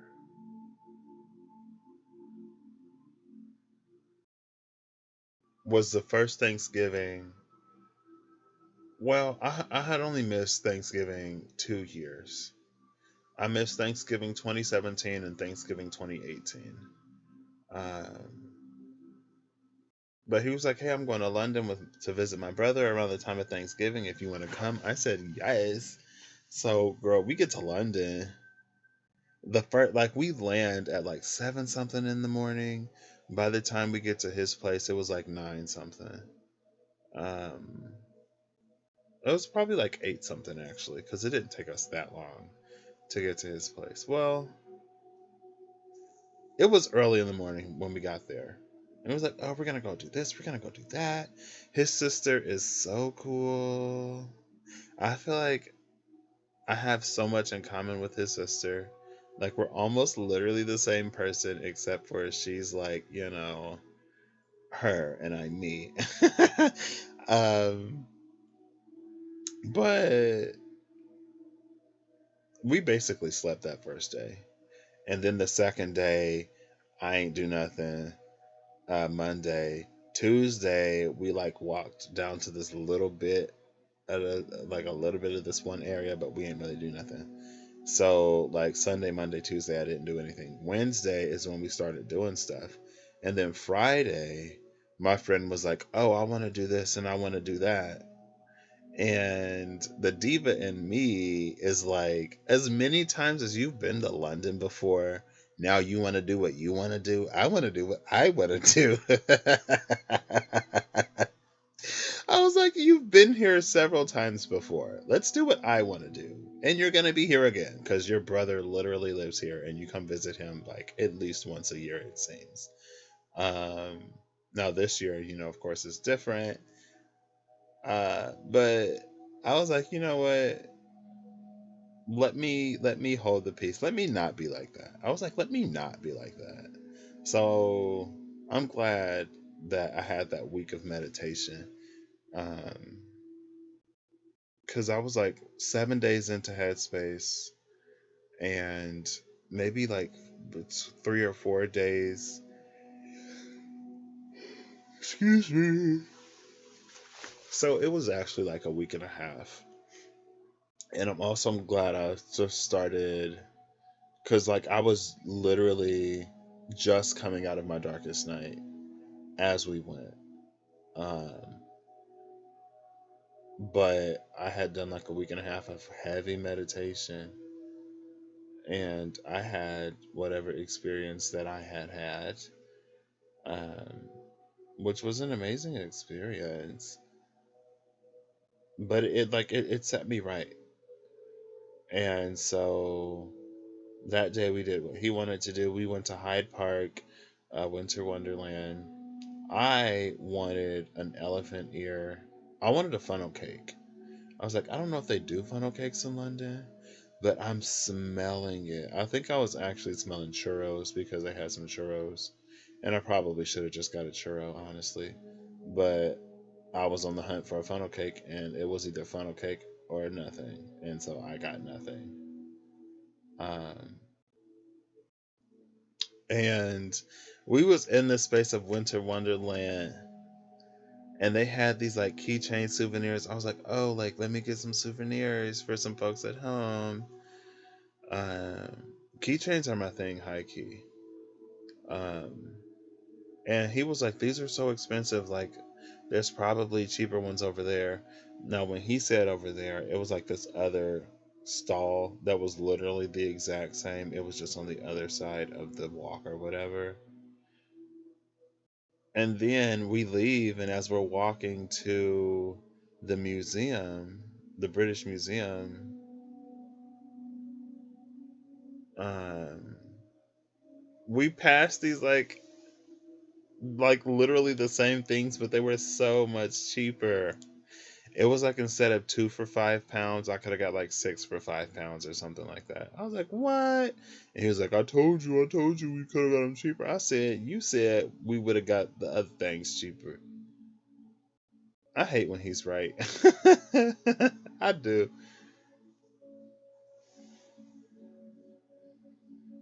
I was there in 2018, November.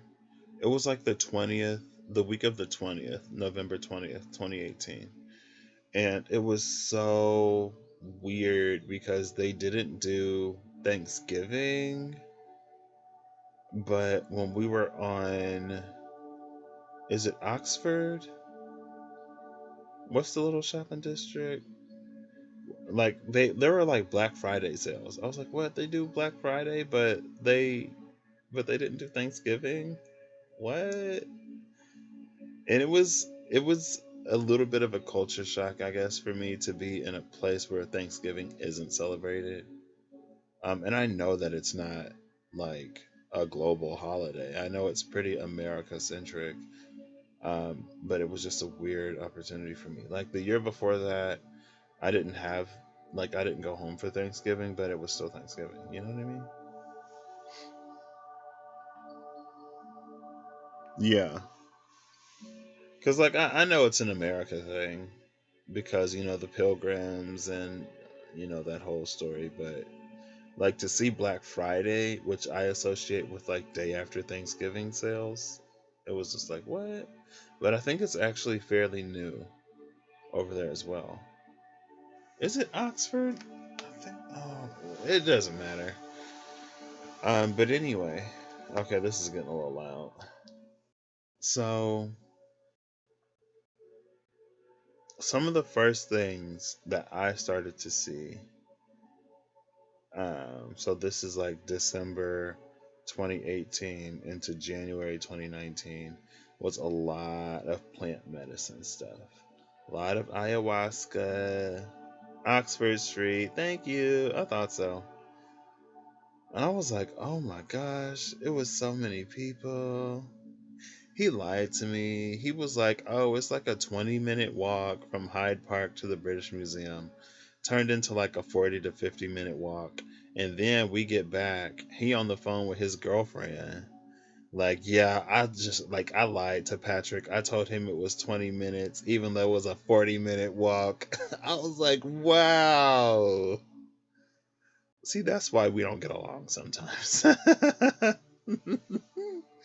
It's both of us. He's a Libra. I got a lot of Taurus in my chart, and sometimes that Libran Venus and my Taurus Venus just we can't both get our way, even though we both want to. Anyway, some of the things that I first started getting into, I didn't get into it, but I was just exposed to it a lot, was plant medicine. He knows you. He does, and I hate it. Well, because I was like, honestly, well, if I'm honest, no. I feel like if he was upfront and if he were honest with me, I think I would have done it. And that's what I told him. Because, like, and then I'm like, well, you're like, after it's been 20 minutes and we're nowhere near there, eventually, like, I'm going to figure it out. So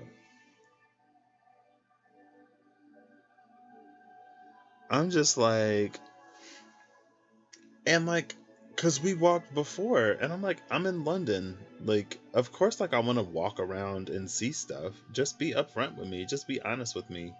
Like, it's a 40-minute walk, or we could go to the underground and we can take the whatever. And I would have been cool with walking because again, like I get to explore. You ain't have to lie to me. He ain't have to lie to me. But maybe he did. I don't know. Cause I might have been like, I don't know. I'm torn. Like I didn't have the opportunity to make that decision for myself. So I guess I can't really say either way what I would have done. Um, but yeah, it's like I want to see stuff. So of course I'll walk. Hello. Anyway, the British Museum was amazing. We walked inside. I'm like, what? Because we walked inside the museum and it looked like we were outside. I was like, what? This is blowing my mind. And then we walked by the aquarium, and this dude is like, "Hey, like, y'all want some tickets for cheap? Like, I'll sell you tickets for this much, and if you go down to the door, they cost that much." And I'm like, "Oh, I didn't like I just assumed that the aquarium was free, so I ain't trying to pay no money. I'm good. Bye." um. Anyway, it was a really good time. But the way that he told her though, he was just like, "Yeah, I lied to Patrick. I told him it was like 40 minutes, and he was like, I told him it was like 20 minutes, and it was a 40-minute walk, but I just lied to him." I'm like, wow. And he was laughing the whole time. And so, of course, I felt some type of way that one of my so called friends is just like, yep, I lied to him. And then I was like, wow. He was like, if I would have told you that it was 40 minutes, you would have complained and you would have not done whatever. I'm like, you ain't even give me the opportunity. Anyway, um, basically, long story short, I saw a lot of plant medicine stuff, but I knew that it wasn't for me. And then I started seeing some crystal stuff, and I was like, I ain't got no crystals. But in my mind, I'm like, well, if everything is a frequency, if everything is a vibration, then let me just tap into the energy of the frequency. Let me tap into the energy of the vibration. And so that's something that I have at least tried to do. And I'm already naturally fairly empathic. Um, and so for me, I know that was like way roundabout, right? Um, but for me, it's like when it came to plant medicine, I was like, I don't want to do plant medicine because I don't want, personally, we all make our own choices and decisions, but I don't want any of my epiphanies, any of my breakthroughs, any of my anything. Like, I don't want to be dependent on a substance to get that or to experience that. Like, I'd rather find a way for me to connect myself, right? So that's what I did, or that's what I attempted to do. Also, like, excuse me, I'm a fairly vivid dreamer, and like the space of dreams for me can be very interesting. There are like some prophetic-ish type dreams. There are dreams where I'm like connected to people, and I can connect to people in dreams in a way where like there will be things that people tell me in dreams that I don't even want to know. Honestly, things I don't want to know, things I don't want to hear. I'm like, oof. Trees, earth, and crystals. Same for you too. Yeah, because I was like, and like that mess sound expensive. Like you gotta go on a trip. I didn't have the funds for it, and I didn't really have the desire. And for me personally, I wanted it to be because like I don't want to have to constantly be on something to feel that level of connection, right? And maybe one day I will try it. I'll never say never. Highly unlikely, but I won't say never. Not highly unlikely, because if I were legitimately, well, I don't know. I would have to be in that moment to say what I would decide either way. I'm kind of sort of leaning towards no, personally, for me. Um, but again, that doesn't mean that, I would never. Oh, goodness, you too. Yeah. And like most of the time, like if I'm dreaming about somebody, or in the past, if I would dream about somebody, it was like somebody that I wasn't even necessarily close to. Oh, they're like, how'd you know that? Are you spying on me? You read my mind? I was like, no, you told me in a dream. Hello. Oh, like some of the, well, I have seen family in dreams before, especially my mom. Excuse me. Um, I think I've talked about it before. Like, I watched my mom grow up in dreams, and it was so weird, but so cool at the same time. It was a long time ago. It was very like Christmas caroly, but it was like, oh, here's your mom as like a young child, and here's your mom a little bit older, and here's like your mom here. I was like, okay, cool. Um, but usually it's like people that I'm not extremely connected to, or that I don't really talk to. But whenever they're going, or whenever they're hitting their own breaking point, or whenever they're, like I said, like whenever they're reaching their breaking point, they pop up in my dream. And they just emotionally unload on me. And I'm just like, what am I supposed to do with this? Excuse me. And then I wake up and I'm like, okay, so let me talk to this person. Let me befriend this person. Let me make sure they're okay. Um, and that happened recently. Like Cardi B has been popping up in my dreams. I don't know why. Also, there was a period of time when a bunch of YouTubers were popping up in my dreams. I'm like, I don't know what this is about. But I think that was before. I think that was before I started to use my own voice. And the only reason why I decided to use my own voice is because I wasn't coming across anyone who was saying what I wanted to be said. No one else was saying what I wanted to hear. So I was like, you know what? I'm just going to say it myself, I guess.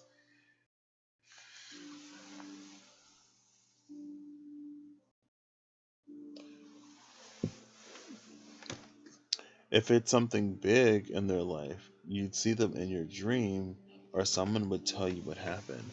I never really saw big events. It was just like whenever I saw somebody, it was like basically when they're depressed.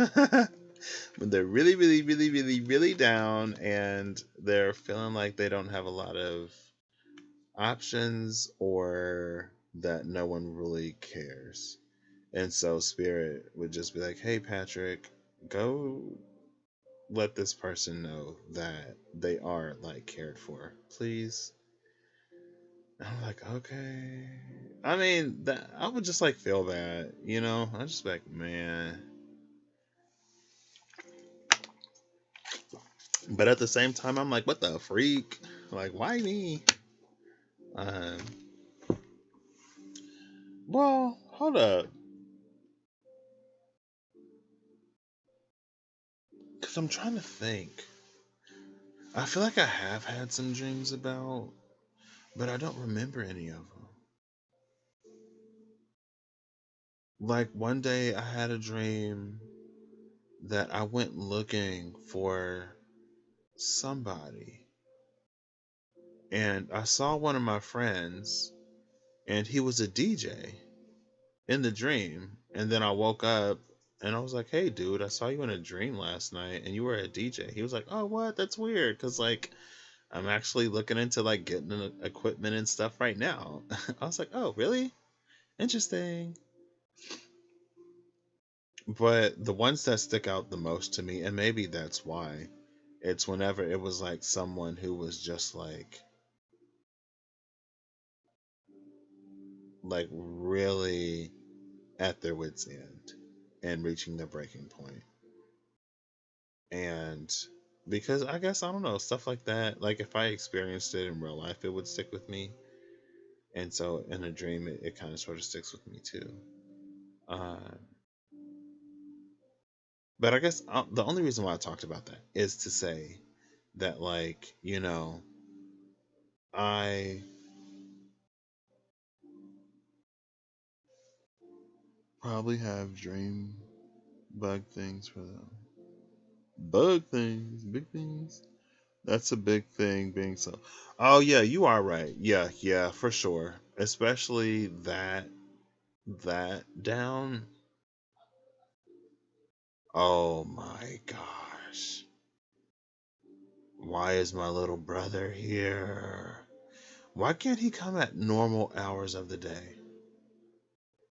Why he always gotta come either extremely early, like literally 7 o'clock in the morning, ringing the doorbell like crazy, waking the whole house up, or like 1 o'clock in the morning. And then somebody got to take him back to where he going.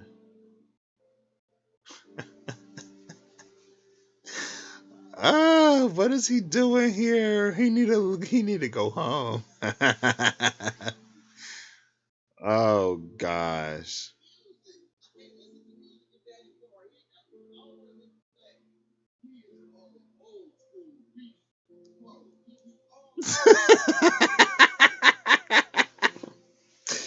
Oh, young folks call it old school. We just call it good music.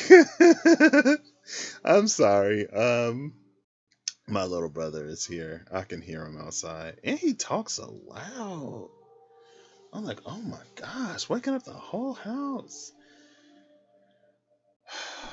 I might have to avoid him low key. I'm just like, man, the truth that that young man has to tell, I just don't want to hear. I'd rather be ignorant. I would rather be blissfully ignorant to all of the stuff that is happening that I don't want to know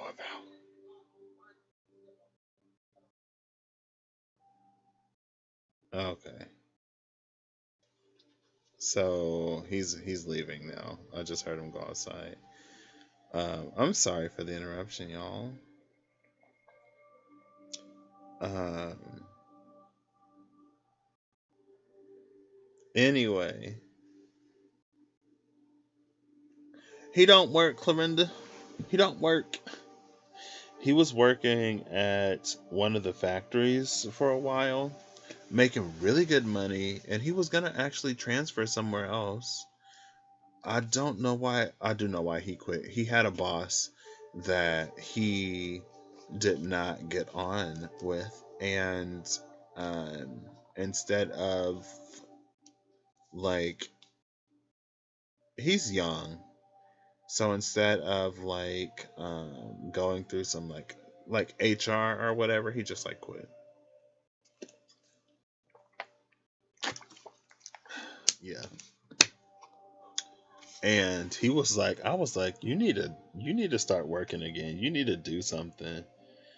I was like, you have your whole life ahead of you, my guy. Like, live it. And don't get stuck in these toxic situations either. Like, cut these people loose. Like, you have your whole life ahead of you. What are you doing? Um, and he was like, I'm waiting on you. I was like, what you mean you waiting on me? He was like, well, I'm waiting on you to go wherever. Like, wasn't you trying to go to Washington? I was like, yeah, but what does that have to do with you? He was like, well, I was going to go out there with you, get a job, get my own place eventually, maybe move a few cities out. I was like, well, what I do appreciate though is that I am getting to see him grow up. And I am seeing that he's a lot more mature and a lot more um, self self.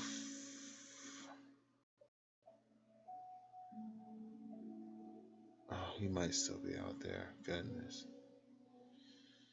I thought he was leaving. I should close my window. I'm not doing that. I don't know what the word is. He's a lot less gullible than I thought he was. Um, And it's not necessarily that I thought he was gullible, but I feel like the things that he's wanted and the things that he's gone after, like, we're just different people. He's a Taurus. Well, let me look at his chart real quick, because where's his moon? His moon is probably in Leo. High key. Or it might just be the Taurus in him, honestly. Um, Very charismatic, and for some reason, people just gravitate towards him. Maybe it's that Taurus. Taurus sun.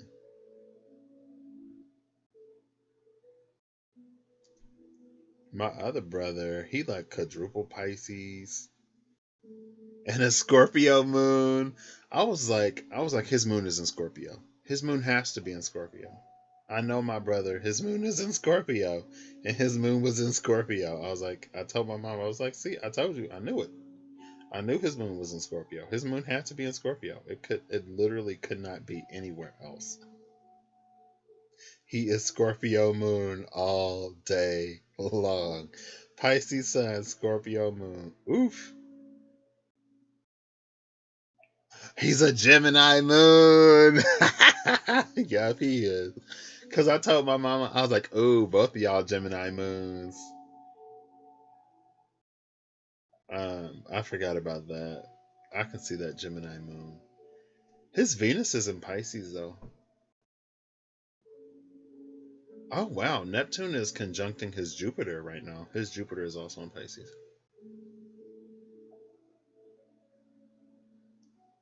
So, his Venus is like minutes away from my Mercury. We just didn't get along, honestly. So he's like nine. No. Oh, wow. So this Taurus full moon is actually. Wow, that's interesting. He's an 8 degrees Taurus sun. I'm an 8 degrees Taurus rising. And so this blue full moon in Taurus is like 8 degrees Taurus. It's gonna be conjuncting Uranus, 8 degrees Taurus. It's gonna be on my rising, but it's gonna be on his sun. Maybe that's why we didn't get along growing up, because it was like we were both, and he's a Leo rising. Yeah, that makes sense all day long. I knew he had to have Leo in his big three somewhere. Um, anyway, this ain't about going through his astrology. Uh, where's his Saturn? His Saturn is in Aries. Oh, he's having a Saturn square right now. His Saturn is 25 degrees Aries. Saturn is 25 degrees Capricorn. Oof. And his Mercury is in Aries. Fiery communicator. Yeah, we didn't get along growing up. We fought a lot. We didn't get along until I left for college because we didn't have to live together. Also because I started to just accept who he is as a person. And he's my little brother, and so I do want the best for him. And a lot of times growing up, I didn't understand or see why he was making the choices and the decisions that he was making. Um, and again, I'm not necessarily controlling, but I'm like, there's a 5 year age difference between us. And so I was only in school with him elementary school. When he was in kindergarten, I was in the 5th grade. And I'm just like, I'm not gonna be able to be there to protect you. I'm not in school with you. Like, like, why don't you make things easier on yourself and do life my way? But we're different people, like I said. It's just really cool to see that he is his own person, and he's really solid in that. He has like overshared a lot. Like I mean, he is my brother, so it ain't like oversharing is a thing. But I'm just like, man, like this is a lot of stuff I don't want to know. I don't want to know, and he just won't stop talking. I'm like, okay, I guess I know now. But I can't be like that. Anyway. Back to what we were talking about. I was just like, I'm a vivid enough dreamer. I don't necessarily want this other experience. I don't want to form a dependency on it. Honestly, that was pretty much it. I don't want to form a dependency on it. I know I already have escapist tendencies already. I'm a Pisces. He does, and he's cool. I love him too, you know. And we express love in different ways.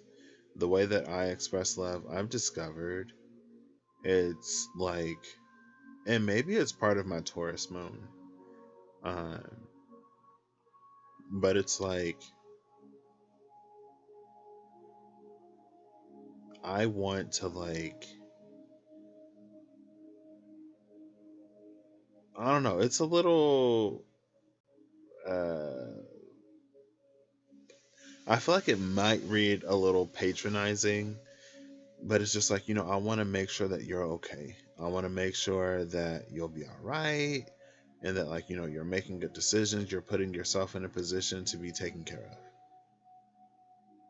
and that, you're actually thinking about the repercussions and consequences of your actions. And like, he's so young. Like, who wants to think like that when you're that young? But I'm like, I don't know. Anyways, he's real cool. I like him. He pretty cool dude. He fairly cool. Don't tell him I said that though. Don't tell him I said that. But I have really, really, really enjoyed getting to see, I guess, that side of him. Because growing up, he was just like the little brother that would, like, never listen to me. Never. I say something, he would do the exact opposite, and it didn't even matter why. He just did not want to listen to me. And again, like, I was the babysitter sometimes. So it's like, if I'm in charge, you got to listen to me. This ain't just me trying to do whatever. Right? But you got to give people the space to be themselves. So I feel like if I have kids, there's like no way they're going to be any worse than he is. Or it's like, it's not going to be worse than like our interactions growing up. It was wild, but we had fun. We cried, we screamed at each other. We didn't get along for a while, but we good now. And like I said, I am really, really, really, really glad to see that he is his own person. Um, and I would be like extremely hesitant to be like, yeah, bro, like, come stay with me in the past. But now I'm like, yeah, he take care of himself. He'll be all right. And that day may be happening sooner rather than later. Maybe happening very, very soon. Could be as soon as a few months. Some of the stuff that I'm moving forward with in my own personal life, um, basically everything will be wrapped up by December. And as everything is wrapping up, this new chapter is literally wide open. And with that one, like, it could literally be as soon as December when I know what I'm going to be doing with the next phase of my life.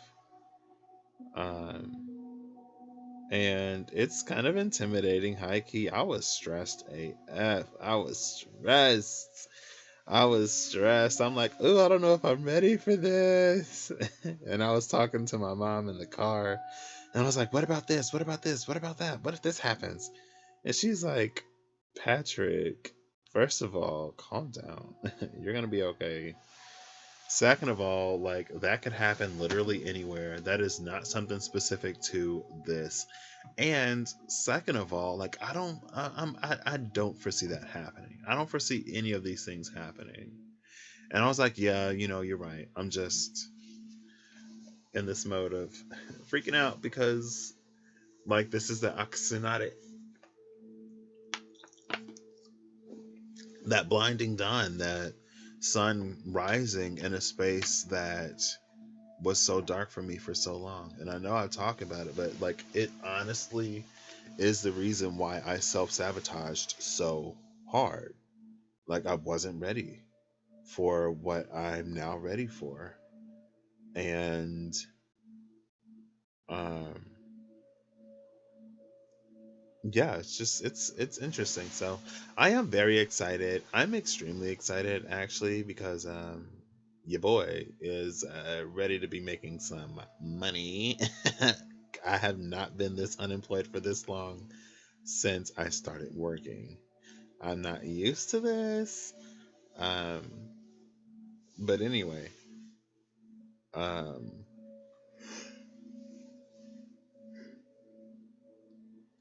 and like, when he said that, I was like, you know what, low key, yeah, I'd be down. Why not? Um, I don't know. It would just be such a drastic difference in our relationship. And like, I still, like, I'm such an old man. Like, I've always been like this. I don't like necessarily wasting time. I'm not going to invest time in something that's not going to pay out. Like, why would I do that? I'm not gonna invest energy in something that's not gonna return or give me a return on that energy. Especially like if I don't see it going anywhere, or if I feel like it's not going anywhere, I'm like, oh yeah, no, I'm pulling out of this. I ain't got it to waste. And like I said, he is a lot younger, and I don't think it's not for him to be me, and it's not for me to be him. If he wants to enjoy his youth and go out there and do whatever, then like more power to him, right?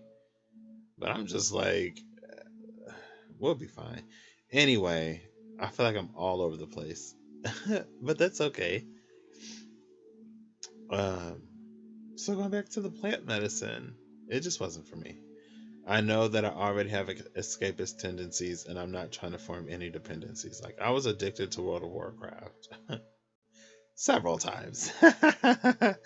um, and like video games for me, especially in the past, where it was my escapism of choice. Um, and I feel like I was addicted to video games in the sense of like I used video games to distract myself from things that were happening in my actual life that I know I needed to take care of, but I wasn't taking care of them. I would go and play games instead. Uh, and so, like, even towards the end, I'm like, I don't even necessarily want to play any of this, but I don't want to deal with my problems either. So I'll make the best out of it. And then when my eyes got to the point where I couldn't comfortably play video games anymore, that's when I was entering my darkest night. Because I was like, the thing that I usually use to distract myself is not working anymore. Like, I can't do it anymore. Now, my distraction is causing depression because I can't distract myself like I used to. Now I have to face the thing that I've been running from. And um, And so, that started October, late October, early November. I started meditating. There was a video I came across. Excuse me. There was a video that I came across that was about connecting to your spirit guides. And I was like, ooh, this is cute. Let me connect to my spirit guides. So I did the little video. It was cute, like I said. Literally like 2 days after I connected to my spirit guides, darkest night of my life. And I was like, wow, spirit guides, y'all really just gonna have me out here going through this? Like, y'all really just, okay, like if y'all ain't gonna help me, then whatever happens to me happens to me. Since apparently y'all don't care. And then after a few days I came out of it. Okay, Clorinda, no problem.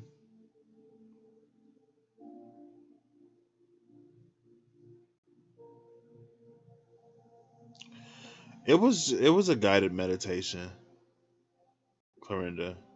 It was a spirit guides, like meet your spirit guides guided meditation. I kind of deviated from the guided meditation a little bit, honestly, because to me, uh,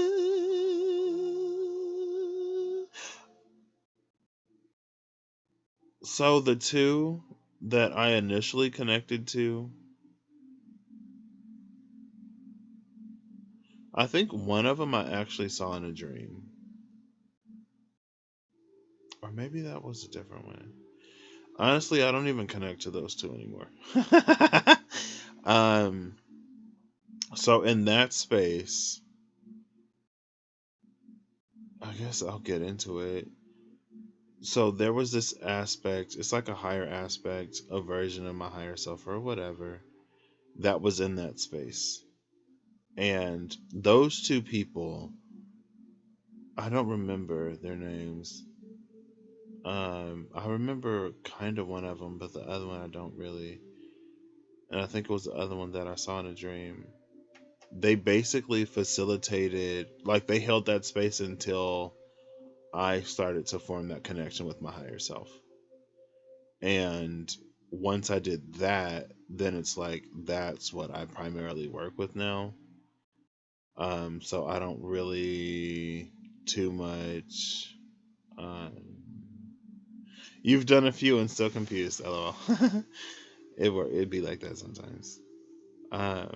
But since like I said, like they were there to facilitate the connection with my higher self, and once I connected with my higher self, when I started to do those meditations like heavy, then like I didn't really need them anymore. If that makes any sense. Um, and so that's what I don't know. I just handle a lot. I do my stuff different, I guess. Um, because even now, like I don't really consider like myself working with spirit guides necessarily. Like I feel like there is a team that's there to help me if I need, but I don't really rely on them too much, honestly. I try to come into a space of embodying more and more of my higher self and that divine connection and utilizing that, integrating myself into that. So, yeah, I can't really give you too much. Sorry.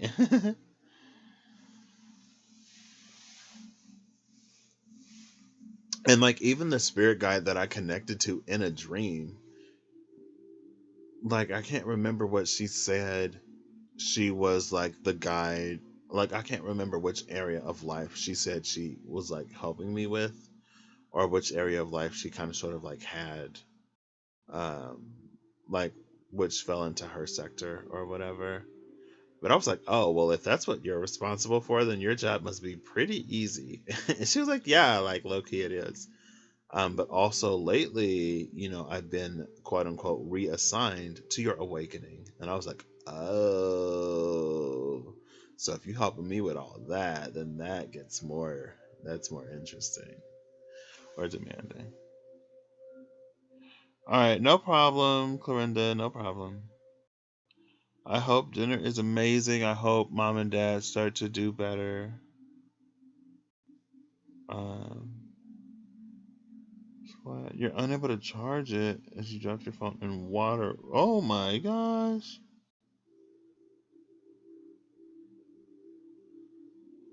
Oh my gosh. And hopefully, have you tried the rice thing? If you set your phone in rice, then it draws out the water or something. I hope you get that sorted. I hope that your parents start to feel better. And good luck with dinner. I hope it's tasty. It was a very, very good conversation. Thank you, Clorinda. Thank you. No problem. I'm just gonna keep on rambling. um,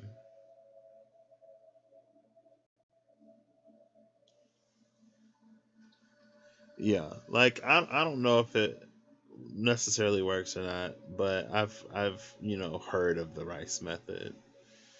I dropped my phone in the snow one time or in a puddle, and I let it sit overnight because I didn't notice, and the battery had swelled. So, ciao, ciao. Catch you later.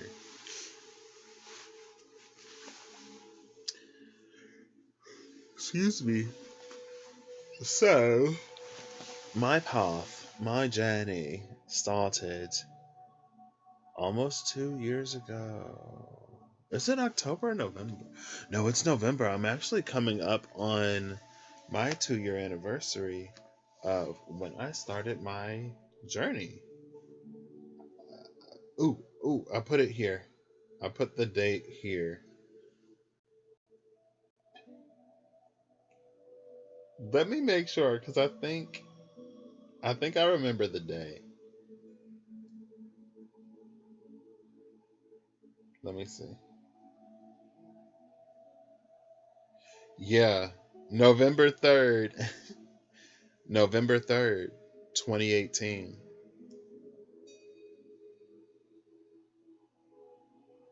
Huh, interesting.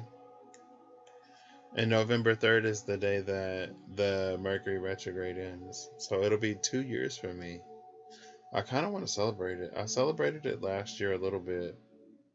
Well, we'll see. We'll see what happens. 11/22. Huh, there's 11/22 again. That's my Libran friend's girlfriend's birthday. She is so cool, honestly. She is so cool. I love her. Anyway, so November 3rd is when I give myself the birthday.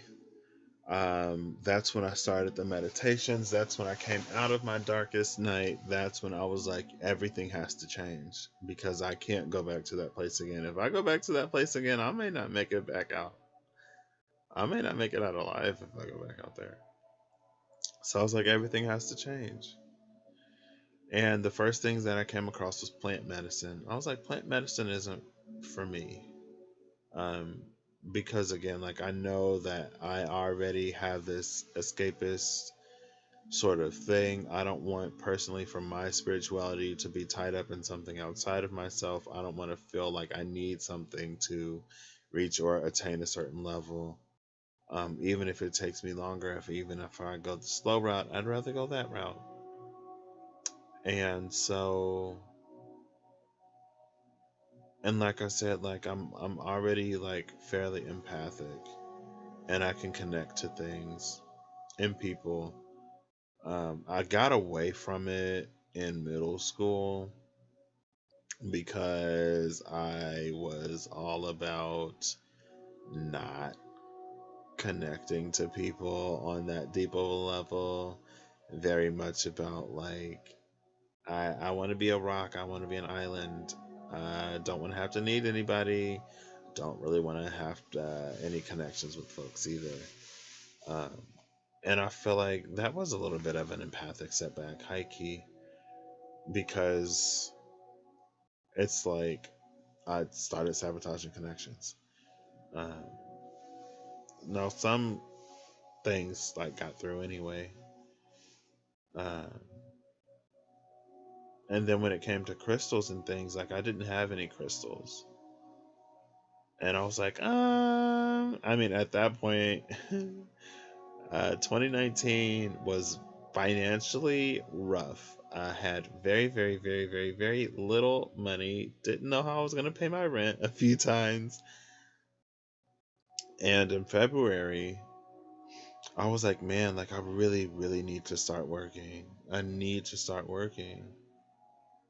And then there was that voice that was like, Patrick, this is my own internal monologue.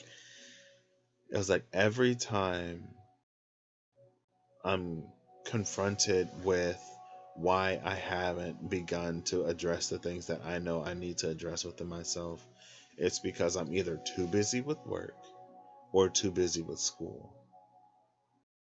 This is the perfect time to invest in myself in all of these ways that I know I would not be available for. Oh, and the music just died. The music died. Okay, that's cool. I'm using my laptop. I could just plug it up, but it's not that serious. So,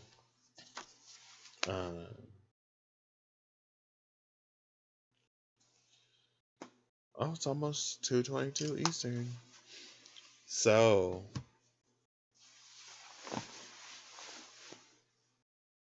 what was it talking about? Where was I? So I decided to trust that I would be okay and to continue my little spiritual journey. Thankfully, the Lord provided. Thankfully, I had some family members and a friend that I regrettably reached out to help me out. Family members, no regrets. But for me, that was also a part of what I needed to discover and to learn. Like I said, in middle school, I decided that I was going to isolate myself from everybody and that I wasn't going to need anyone. And that included family. It included my own mother. I had a falling out with her May 2017. Didn't talk to her for several months. And I'm such a mama's boy. I never thought that would have happened. But it happened. And I proved to both myself and her that I could take care of myself. Um, and that's something that we actually talked about a few months ago. And I think it was bothering her and affecting her, and I didn't even necessarily know it because she was like, "You never apologized for that." And I was like, "Yeah, I did." And she's like, "No, you didn't." And I was like, "I'm pretty sure I did. Like, let me pull up the text and show you that I apologized." I was like, "Girl, sometimes I'm like, Patrick, why are you like this?" I was like, "Why am I like this?" Um, and in the moment, I feel like miscommunication is one of the things that does sometimes some relationships the greatest disservice. And it was just that, like, we were both in this space of maybe not fully being able to see things from the other person's side because of everything that we were experiencing on our own side in our own ways, right? And it's interesting because, like, I don't know if it's necessarily miscommunication, but it's just like, life gets in the way. If I'm dealing with life and if you're dealing with life and we're both dealing with life, it may be a challenge to handle what the other person is bringing. And it may be a challenge for us to see outside of our own perspective and to see outside of what it is that we're going through. Because, hold on, let me timestamp this. I'm not going to timestamp this. I was like, let me timestamp just like this ramble part. Um, Maybe I will actually. I'll say about 3 hours. I'm gonna slap this timestamp in here real quick, y'all. Y'all. Y'all. Let me slap this in here real quick, y'all. Um,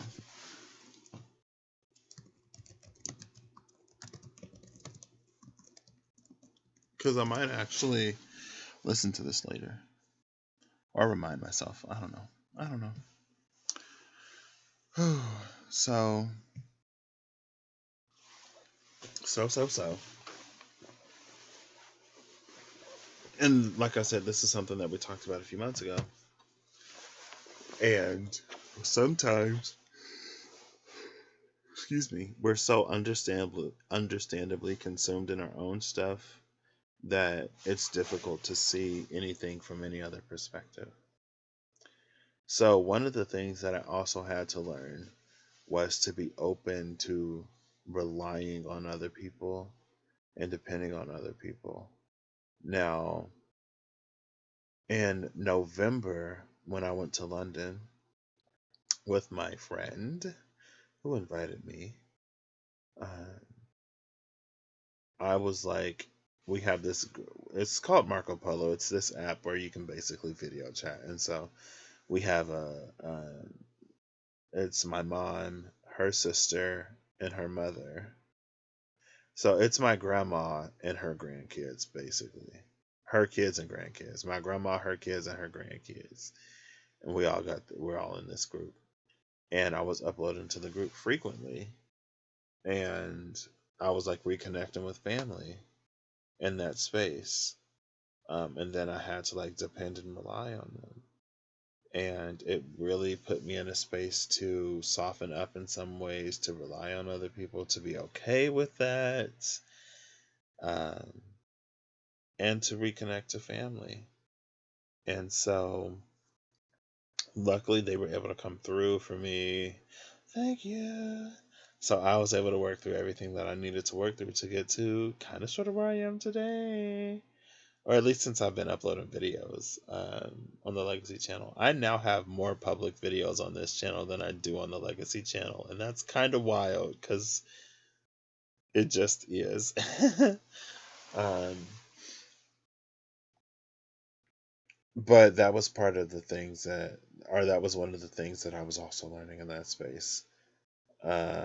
There were things in my life that I was having difficulty accepting when it comes to my health, I guess you could call it.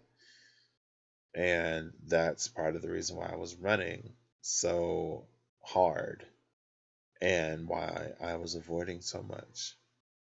And the thing that I was running to, video games, I could no longer run to, like I said, and that's what triggered the darkest night. But then I began to do some other things that I continue to do to this day. I'm continuously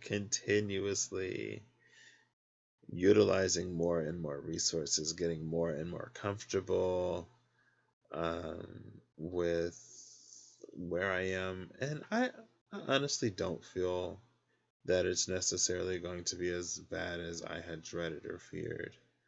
I think I I just don't think it's going to end up as bad as I had feared, but it's still putting me in this space. It's still teaching me to be resourceful, to speak out for things that I want, to not suffer silently. And honestly, lately, it's like to be clear on what it is that I want, to the point where, like, if someone doesn't understand what it is that I'm asking for, then I need to clarify. Right? Because in the past, it's like, if I'm like, hey, can I whatever, and the person didn't give me what it is that I was requesting, I just walk away. I just be like, oh, thanks. Internally, I'd be like, thanks for nothing. Thanks for not listening to me and not giving me what it is that I was looking for. But it's like, girl, I mean, if you don't follow through, or if you don't like get any clearer or provide that clarity when obviously it's missing, then you can't too much be upset. No, that's something I'm learning like a lot more recently. But anyway, let's go back to the story, shall we? So I'm in my room, excuse me, meditating a lot, connecting to my higher self, doing whatever, you know, connecting to the divine, learning the voice of the divine for myself, and really working through the things that had held me back. First was opening back up to family. It was dealing with those health things. March introduced relationship anxiety. I had thought that, like, the reason why I wasn't really pursuing a relationship was because of all the things that I wasn't handling. Because I knew I was going to be toxic. I knew I would be toxic. Because, again, all of the things that I was avoiding within myself. And so, after I started to handle those things, and I was like, wow, I'm still kind of sort of terrified of relationships. I decided to do something about that. So, end of March, and I've talked, like I said, everything I'm going to talk about, I've more or less talked about before. And I was going somewhere else with this, but end of March, beginning of April, saw me doing things to get over my relationship anxiety, getting comfortable with getting to know people, and getting comfortable with the idea of people getting to know me, which was kind of sort of more. I mean, ultimately, at the end of the day, it didn't end up being too much of a challenge, but it was kind of sort of a bit more of a challenge because, like getting to know people, I can do that all day. Allowing people to get to know me, being vulnerable with people, being open with people, that was a little bit more of a challenge. But I ended up meeting somebody I think April 10th, because I literally just talked about it. It was Wednesday. Let's ask Siri. Hey Siri, what day was April 10th, 2019? It was Wednesday, April 10th, Yep. 2019. April 10th is when I was contacted by someone on an app whose name on the app was a synchronicity for me. And he ended up being amazing. An amazing person to get to know, an amazing person for me to explore being vulnerable and being open with someone with. Amazing. Um, Things didn't work out between us, of course, but it wasn't for them to. Um, Definitely, like, I feel like he's gonna be in my life for a while. But he definitely came in for a reason at the same time. Um, he's so cool. And he got me open. He got me comfortable, which set me up for the next phase of the relationship saga, we'll call it.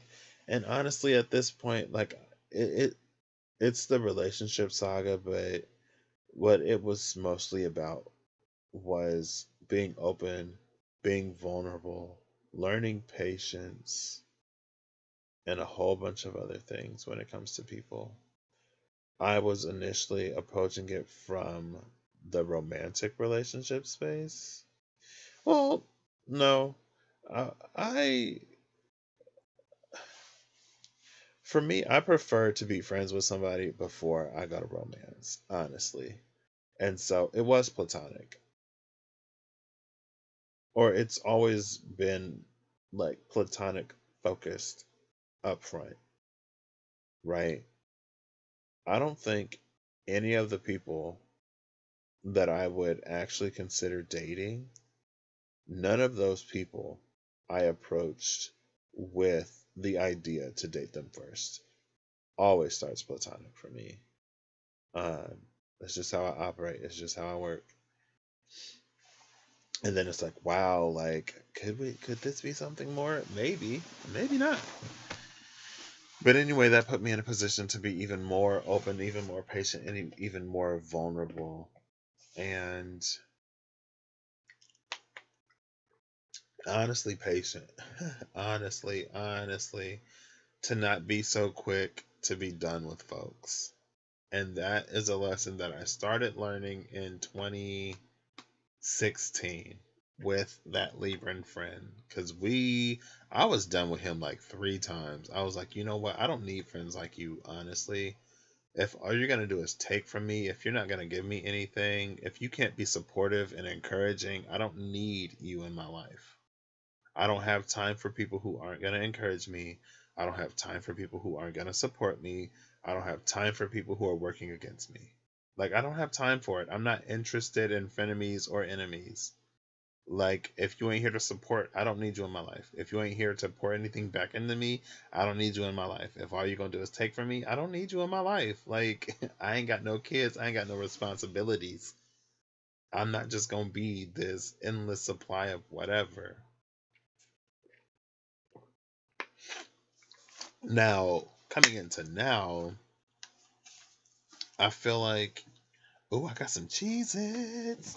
I'm about to eat some of these pepper jack Cheez Its, y'all. We getting real comfortable. I ain't touching no cards no more, so I don't feel bad. We getting real. This is my journey. This is who I am. This is who I am. This is who I is, who I be. Get to know me. Sorry. That's also a part of me. That's also who I am. Oh, can y'all hear all of this? Yup.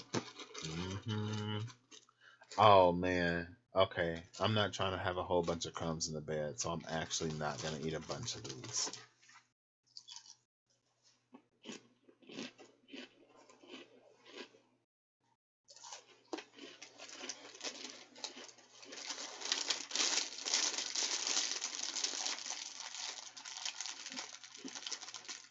And I'm not trying to talk with my mouth full either. So this was just all the way a bad idea.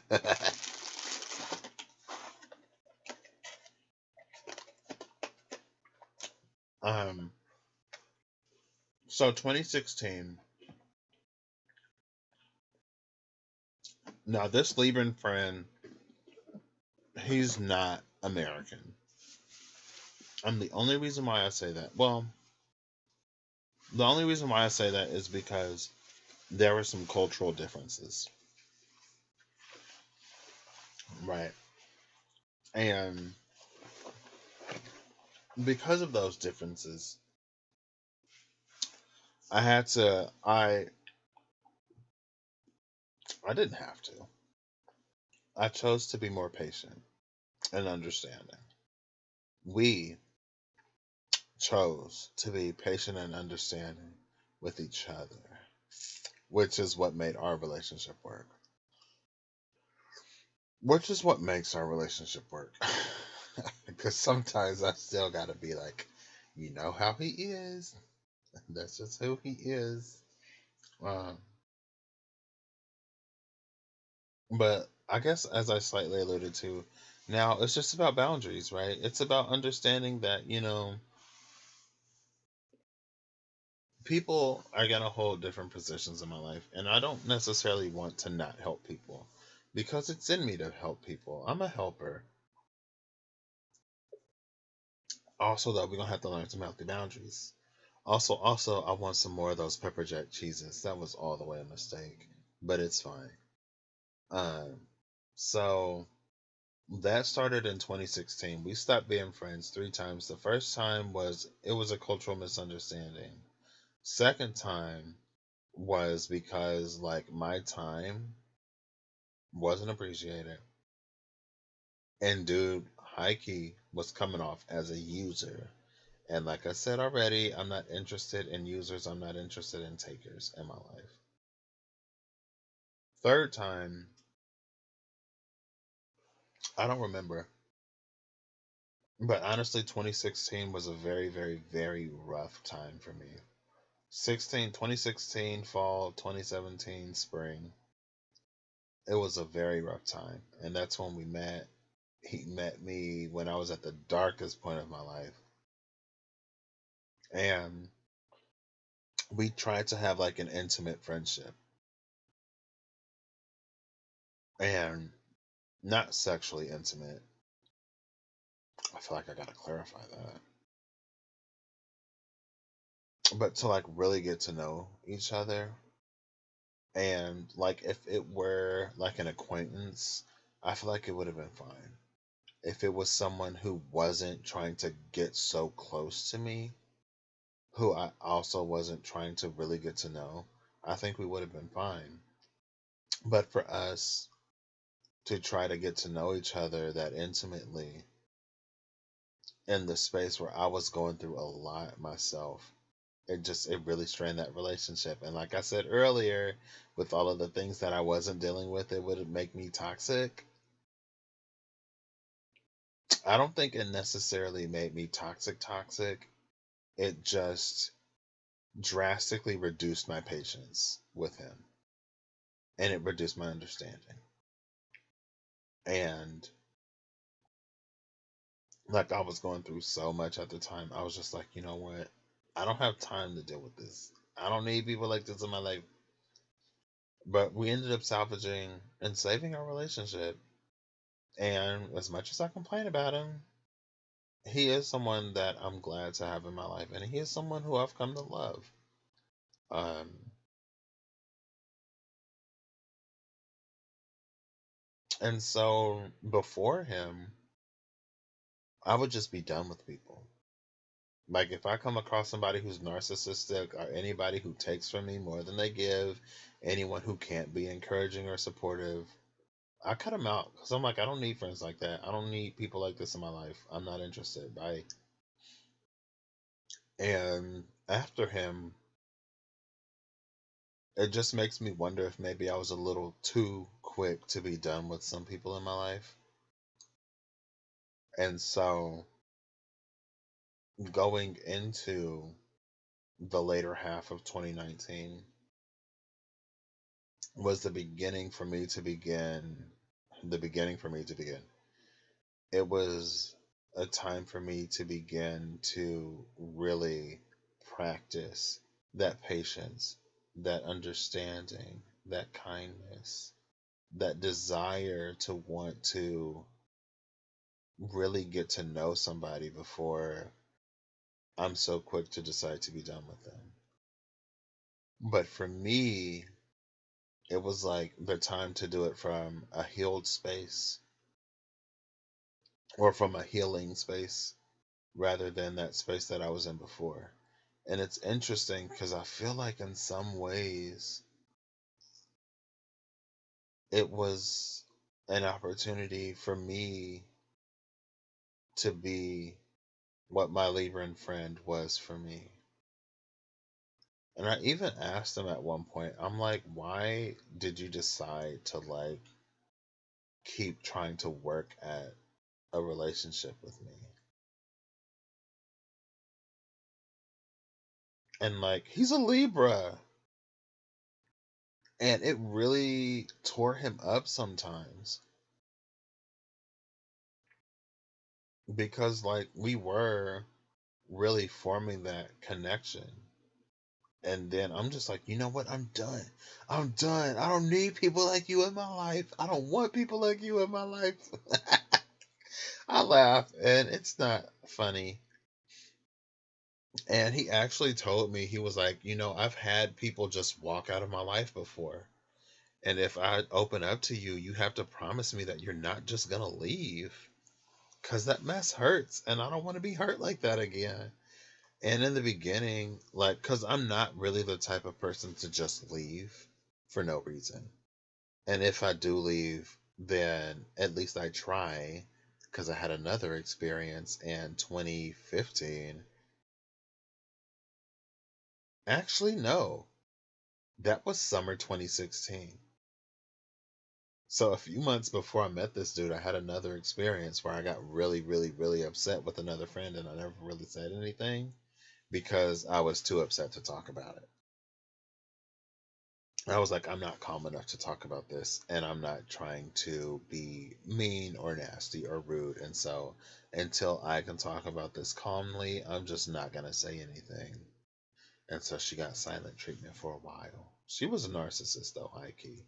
She was a narcissist, and I knew she was a narcissist. But as long as her narcissistic ways wasn't like setting me too far back, then I was like, this is something that I can enjoy. Something that I can enjoy in the space of a friendship. Right? She wasn't like extremely, extremely, extremely narcissistic, but I don't want to say she was a narcissist. She has some narcissistic tendencies like we all do. And when it came to her, sometimes she could be a little bit less accommodating of other folks. And I wasn't a fan of that. She crossed the line with me one day and I was done. And she didn't understand why. I thought she knew why. I was like, if she don't know why I'm done, then she don't deserve my friendship. And then there was this mutual friend, and she was like, okay, well, like, as someone who's also your friend, I don't want you to just like randomly one day be done with me and not tell me why you're done with me. Because she doesn't know why you're done with her. She doesn't know what she did to make you so upset. I thought she did. I really thought she did. I thought I told her, but I guess not. I think I told her, but she didn't understand why I was as upset as I was. Because I'm pretty sure I told her. I just don't think she got it. But, like, if you don't understand why I'm upset, then, like, that's different than me not telling you why I'm upset and just leaving. Like, if you don't understand it, that's not, like, whatever. That's just you not understanding. That's not me not saying anything. I feel like I'm going all the way, whatever, but we're going there. We're just going to keep it in. And to me, I guess the reason why I'm continuing to talk, especially in this way, is because here this year, especially around May, June, July, August, um, I've realized that things that I've learned, it's like they're continuously building on top of each other. And I can realize even now that these are some of the things in my past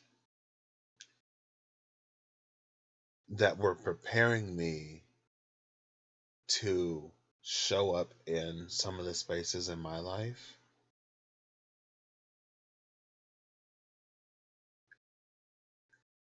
in a way that can get me closer and closer and closer to the other side of these portals, these gateways, these opportunities, these timelines, whatever you want to call them.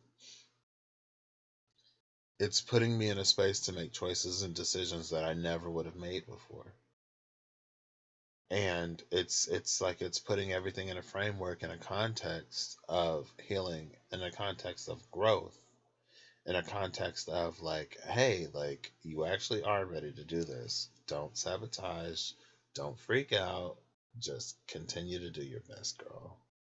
Also, stay self-aware, conscious and cognizant. Stay all of that. So let me shift. If you hear some covers rustling, it's me in bed. Um, as y'all may have seen. um, that was so funny. I can't believe I did that. And Clorinda was like, "Oh, be careful." I was like, "Oh, I'll be fine." And I was like, "Oh, actually, I probably would do that." And then I did it. So anyway, that's why I'm talking about this, because sometimes things build upon each other.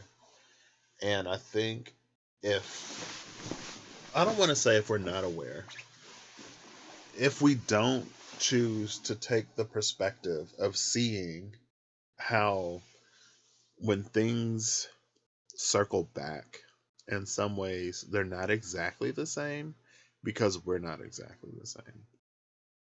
Oh, now my head is starting to hurt. Oh gosh, hold up, wait. Let me lay this way. Okay, if I lay on my back, my head hurts less. If I lay on my side, my head hurts more. Don't know what that's about, but it works. Well, now my head is trying to hurt to prove to me that it can still hurt even if I'm laying on my back. Okay, head, like weird flex, but it works, sis. Prove to me that you can hurt no matter how much I don't want you to. That's why I'm talking about that, because I can understand and realize how I've been prepared, and how I've been preparing myself for these things coming up. That's what I'm talking about this. Excuse me. So he was like, he made me promise that I wouldn't just leave without any context. And again, I'm pretty sure that was summer 2016.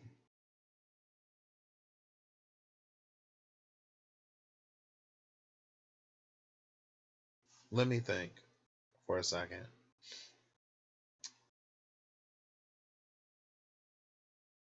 2015. Yeah. That was summer 2016. So literally a few months before he made me promise that I wouldn't just stop being his friend, or I wouldn't just leave without telling him why, I had just distanced myself from someone who thought that I had done that to them. And I really do feel like I tried to communicate to her exactly why I was upset and not talking to her, but she didn't get it. Because it's like if you're a little bit more narcissistic, or I don't even want to say narcissistic. She was narcissistic, but I also just think that like her ability to comprehend emotion was impacted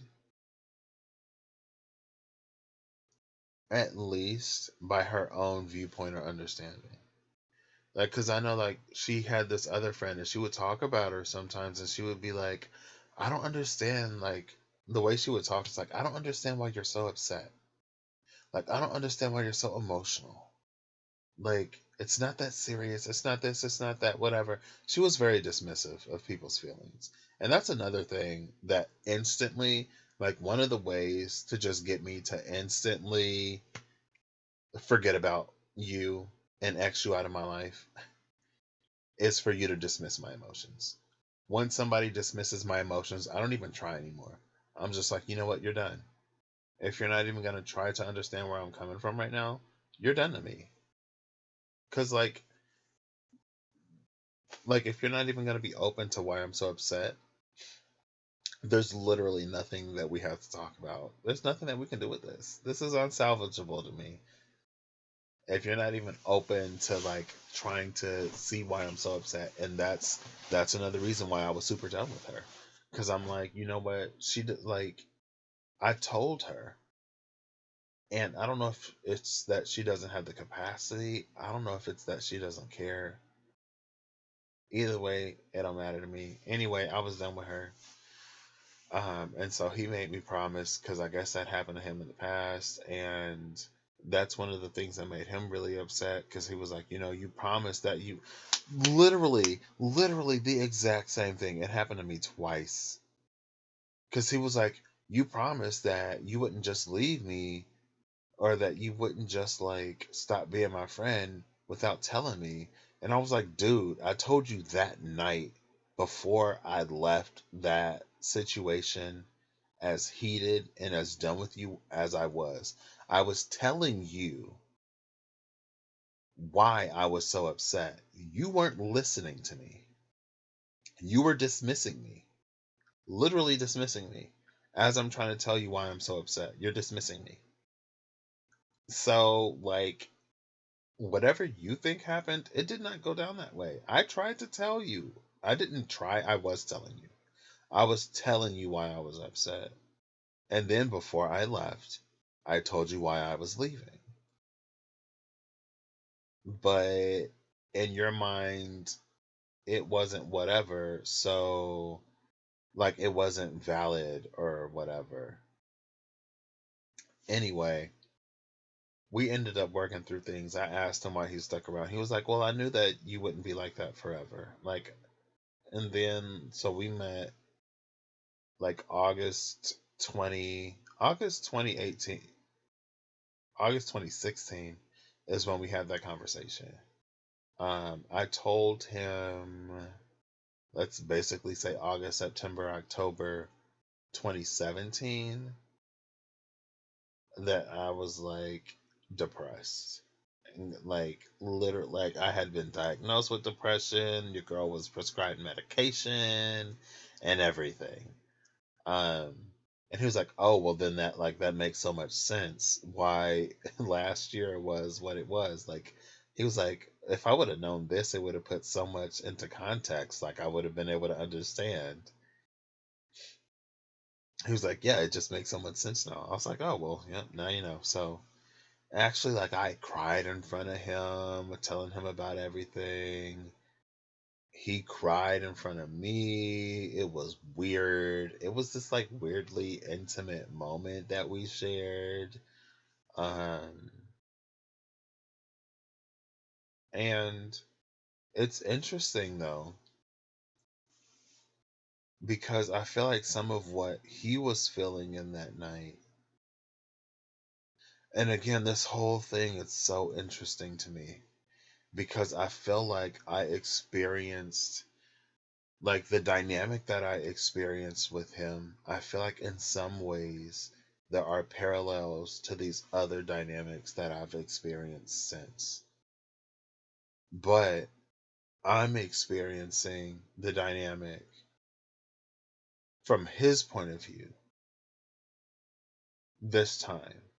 Instead of me going through like the exact same cycle in the same position, I feel like I'm in this position to go through the same cycle, but on the opposite side, from the opposite perspective. Like being the one that's more patient, understanding, and like being the one, trying to be the one. Okay, let's be real. Well, if we're being real, beginning to try. I'm not beginning. I was trying. I have been trying.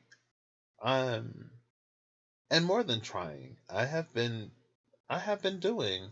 Could I have done more? Of course. Could I have done better? Yeah, for sure. But I have been doing it. I have been trying. So I'm not going to sell myself short because I have been. I have been. Um, but it's just interesting. I feel like I'm experiencing some of the same things, but from like the opposite side. But I remember like one of the ways where he like, because like I was going through it and his girlfriend was also going through it at the same time. And even though our friendship was rocky, in some moments it was fairly solid. Like if our friendship wasn't solid, then I don't think I don't think either one of us would have kept trying if it wasn't solid. So after I told him what I was going through, first he was like, "Oh, that makes sense," but then he was like, "Man, like my girlfriend is also going through something like this, and I feel like two of the people that I care about the most, I can't really do anything to help." And it's interesting because I remember feeling that way like early September. Was it early September or was it late August? It might have been late August, early September. I don't remember. I don't remember. I don't remember. No, it wasn't early September. It was like mid September somewhere. One day, I just randomly. Yeah, that was not early September. I'm not gonna go looking for the date. It doesn't matter. It was like a few weeks ago or a month ago. It was about a month ago, I think. I don't know what time it is. I woke up. I went to bed feeling really good the night before, but I woke up just feeling so powerless to help the people that I actually care about. I said that wrong. I woke up feeling.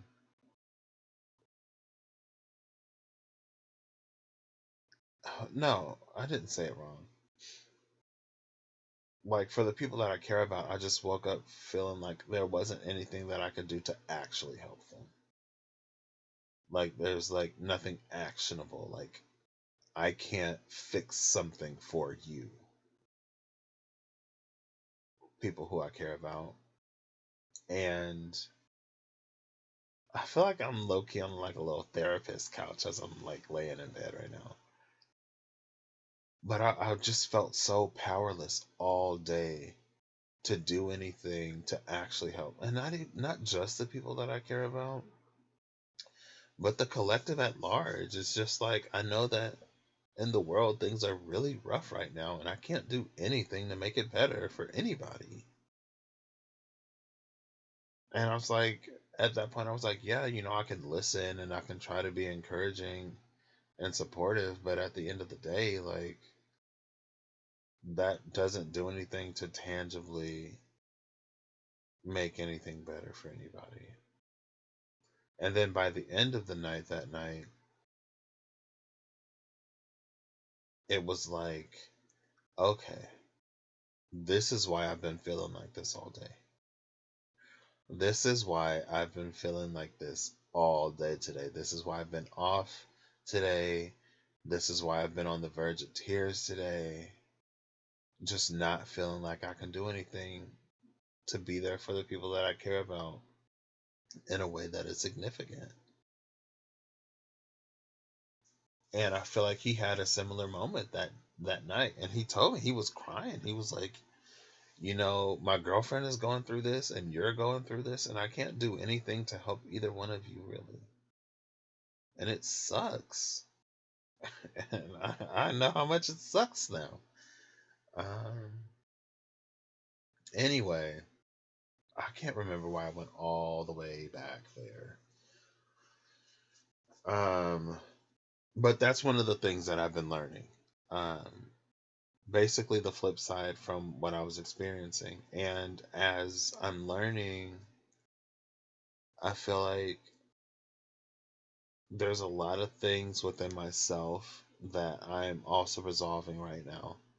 Like, I do want to be encouraging and supportive. And again, shout out to Clarinda for earlier, a few hours ago now, telling me that, reminding me that words are impactful and important and helpful. Um, and I've talked about this recently with one of my other buddies. Um, I remember sometimes, like in the first year of our relationship, with this person and with just people in general, before I was ready to do anything for myself, when I was in the mode of just throwing pity parties for myself, I didn't want encouraging words. I didn't want support. I didn't want any of that. All I wanted was for people to commiserate with me. And if people were giving me something like, and I didn't want any like pity, I wasn't asking for pity either. It's just like I wanted somebody to understand how difficult things were for me and why I couldn't do anything myself. Right? It's just like I just want for this difficulty to be validated. Like everything that I feel is valid. And it's hard and it's a lot. And when I was in that space, a lot of times I wasn't looking for solutions. And especially this friend, this Libran friend, he would offer solutions. Like, and I'm like, wow, like, I would feel like he wasn't even listening to me. I'm like, you're not even listening to me. You're just trying to fix me or do whatever. I don't know. It was weird. It was weird, y'all. It's weird to, like, I don't know. I'm just glad eventually I started doing stuff for myself. Who is this late? Who this? Who this is? Girl, why these notifications always coming this late? Anyway. So so so so so so so so so so so so so so so so. It's what's that? Carol of the Bells. Um and so let's move forward. Yeah, because I was talking about the journey of, and so now I'm learning to love myself while also holding space for other people. I'm learning to be more kind, caring, patient, compassionate. I'm learning that, for the people that I really care about, they are worth fighting for. And as thankful as I am to have had someone in my own life to see me through one of the darkest and most difficult times of my life, who literally met me in the darkest and most difficult time of my life, who had no context, really, for how light I could be outside of those moments of brilliance, temporary, fleeting, even sometimes, that was there. And again, now that my experience is rounding out,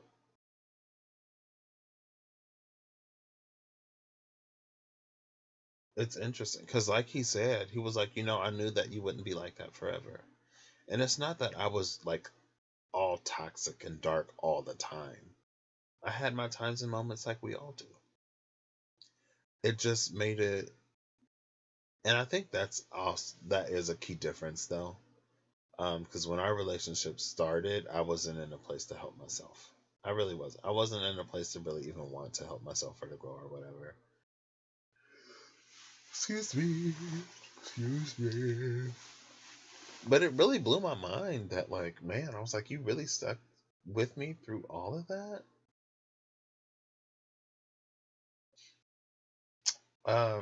So that was one aspect, right?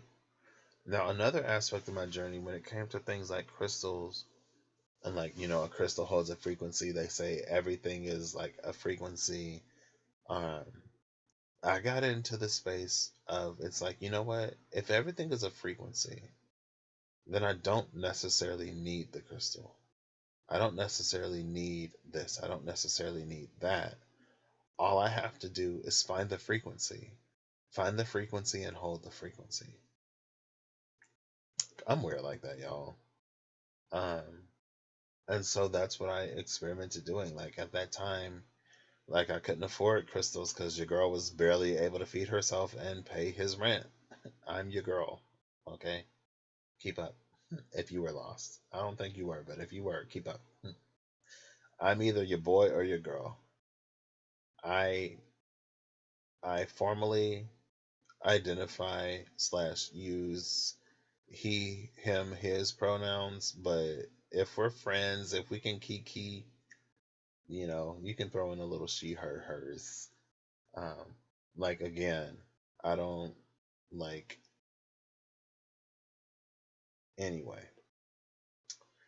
Um, and I was like, well, if it's all a frequency, then I'll just try to embody the frequency without the stone.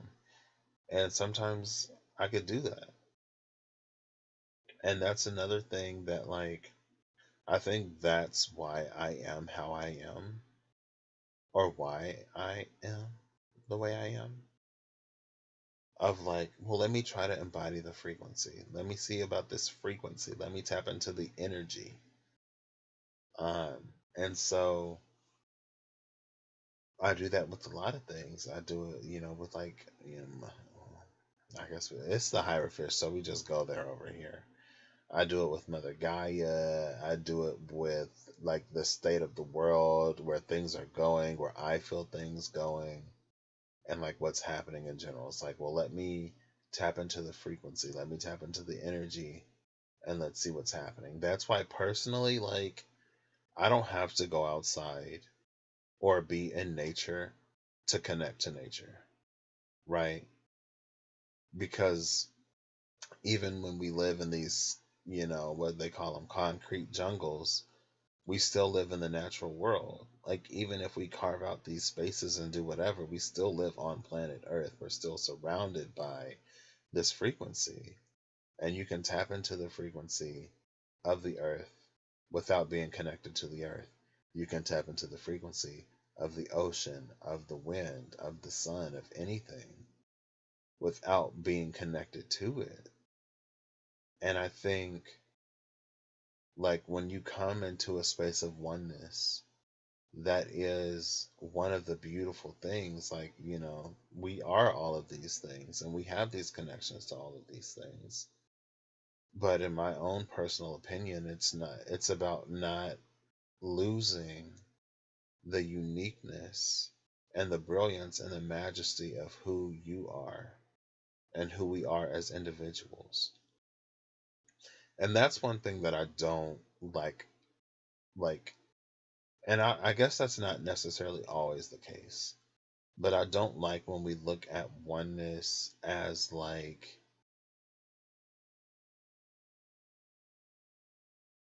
losing who we are as individuals. Because I'm not you, and I'm nobody else. I'm me, and nobody else is me. And just because it's like, you know, fruits like bananas, cherries, apples, watermelon, other melons, cantaloupe, which is what a melon probably, grapes, cherries, strawberries, let's just say berries in general, kumquats, are those fruits? Tomatoes, like they're all fruits, but an apple is not an orange, and an orange is not a banana, and an apple is not a banana. They're all different, they're all unique.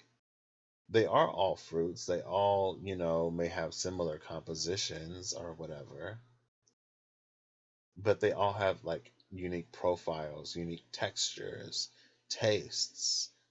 Um, they all hit the fruit salad in a different way. Even when you put them all together, you can still taste some of them individually, right?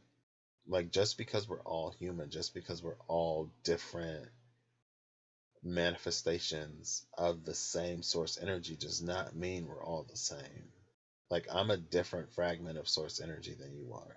I have my own unique soul, just like you have your own unique soul. And I wouldn't try to strip you of anything that makes you unique or beautiful.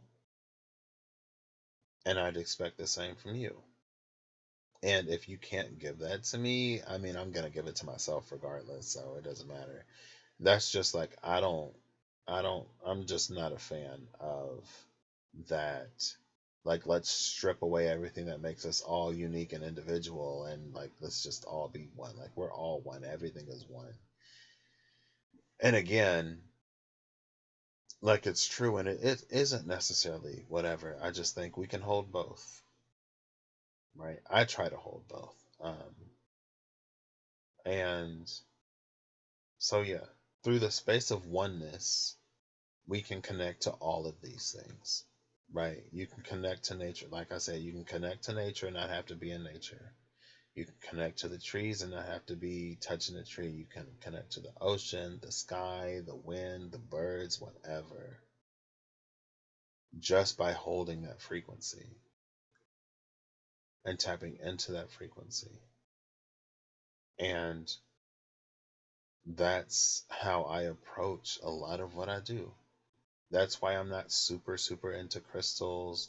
That's why, like, when I talk about astrology, I try to go from the perspective that I'm getting, or the energy that I'm getting, more so than what is traditional. That's why, personally, I don't believe. Okay, this is interesting.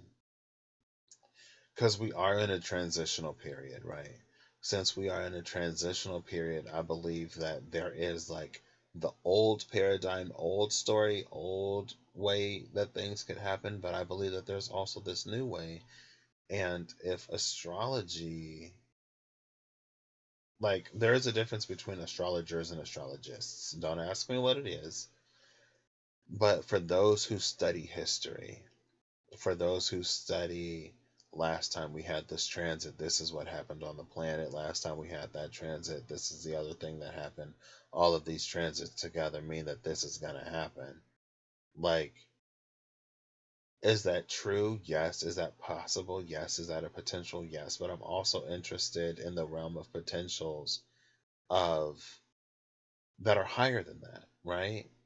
Like, if everything is dense, like the way we talk about Age of Pisces, and then the way that we talk about Age of Aquarius, it's like Age of Pisces astrology should be different than Age of Aquarius astrology. And it's not the astrology itself that's different, it's the way that we interact with the energy of the planets, right? It's like, if Saturn is the planet of the disciplinarian, you only get the disciplinarian side of the planet when you need to be disciplined.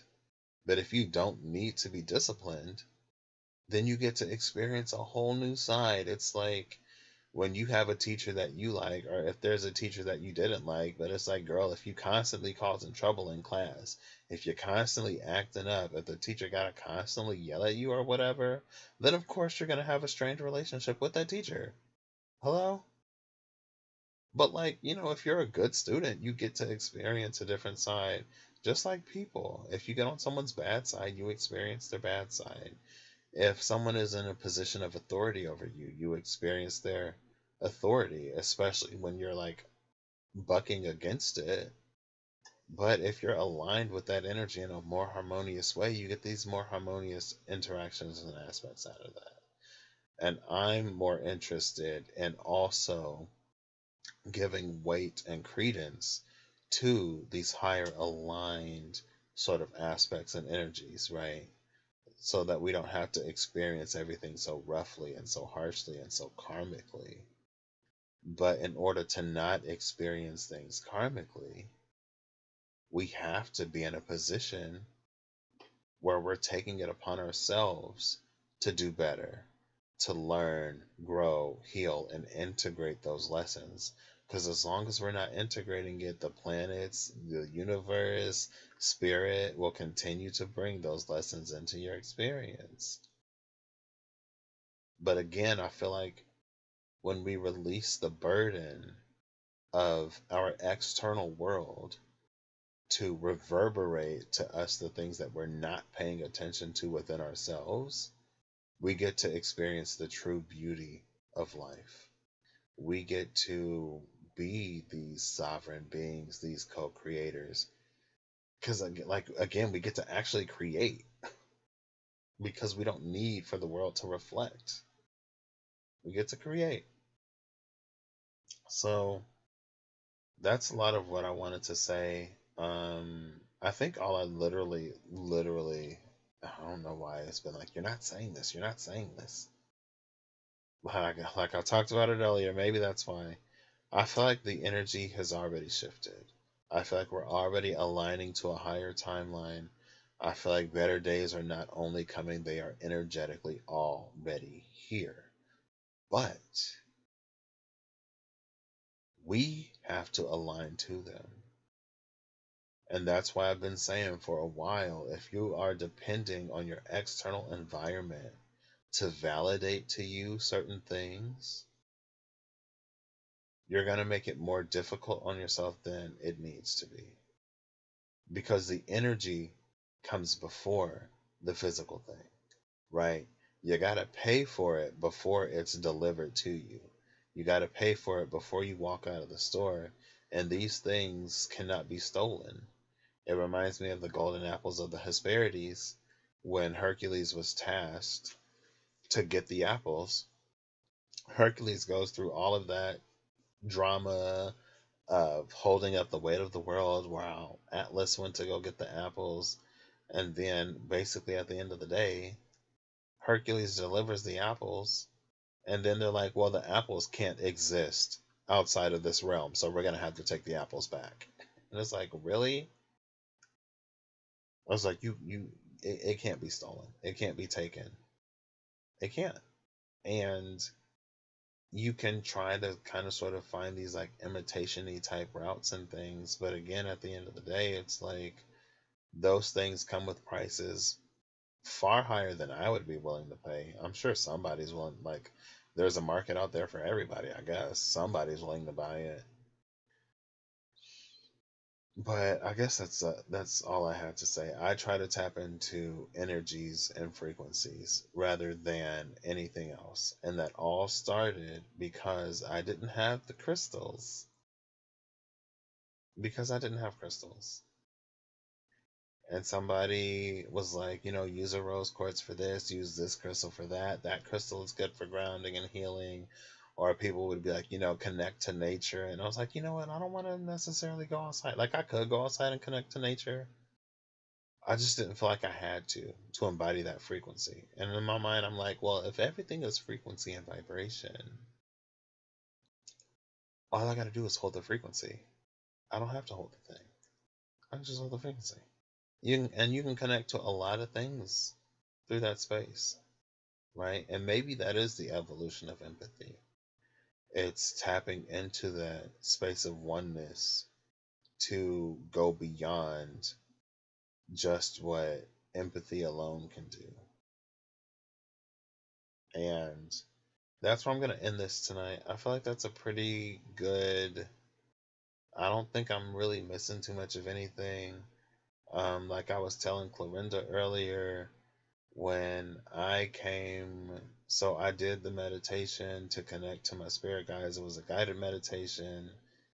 I deviated from it because the way it was coming to me, it was different than how it was being spoken. And I think at one point I just like turned it off. I was like, thanks for the introduction. I got it from here. But again, there was that like higher, honestly, it feels like there was my higher self chilling in the back, but my higher self was asleep. I could still communicate with my higher self though. I was like, what you doing asleep? Higher self was like, boy, if you ain't ready to work with me, let me be. If you ain't ready to actually do this, let me sleep. Because once I wake up, we're taking off.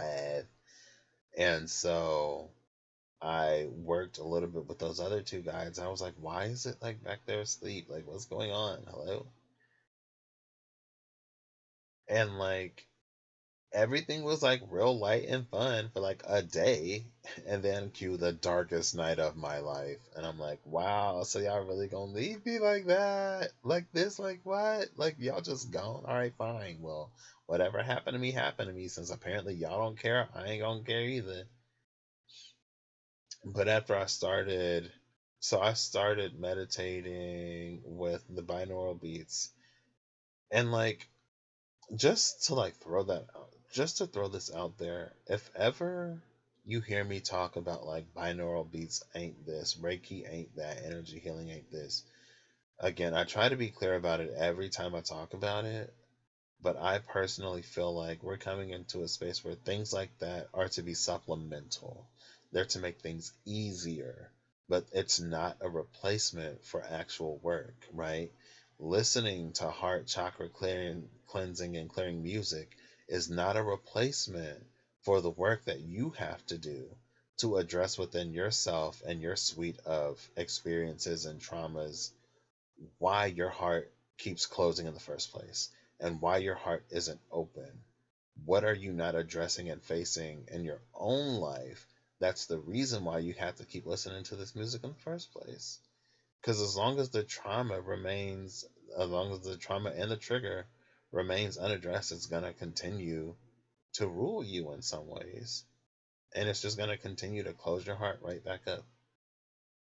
Um, So anyway, I listened to binaural beats 2 hours on YouTube. There was this one that was like super consciousness or something. I listened to a few of them. None of them really hit. The super conscious one that's like 2 hours, it hit for me. I laid there 2 hours and did the meditation.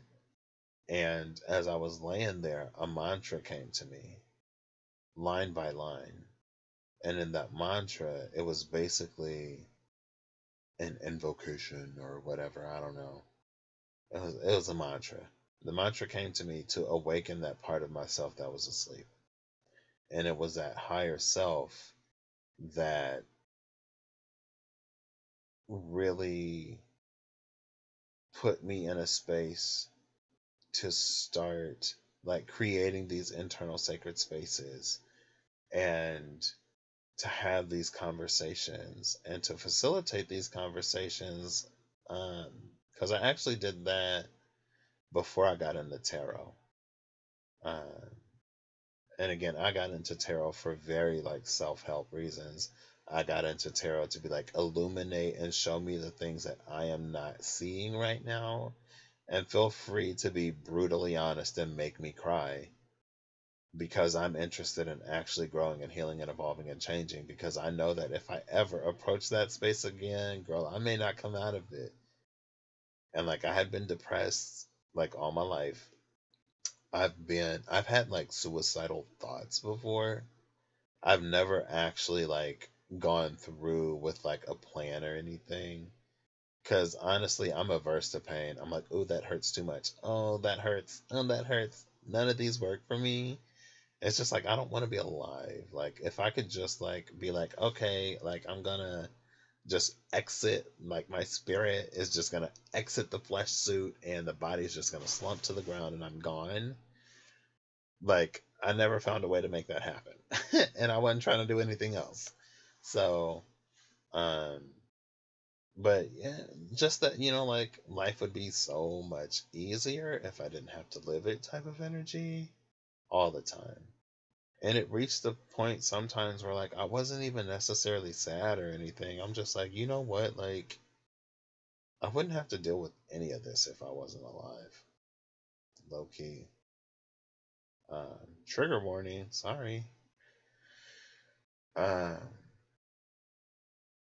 but that space, it was just like, I felt like I was so close that like if I would have had a thought to do something drastic, I would have done it. That was the first time when I was depressed, but like in an empty way, in a vacant way, in a way that just like I felt like I almost had no soul, because it was just empty. Like usually I have like these sad depressions or these like wildly whatever depressions, like, but to not feel anything, it was extremely concerning to me. And that's when I was like, everything has to change. So I feel like by this point, I'm going to start repeating myself. Um, I personally, I found a spirit guided meditation. Outside of the guided meditation, I felt this aspect that was asleep. And I'm like, what's up with this? I got into the super consciousness 2 hour meditation. I got the mantra to awaken my higher self, went on this little astral journey or whatever.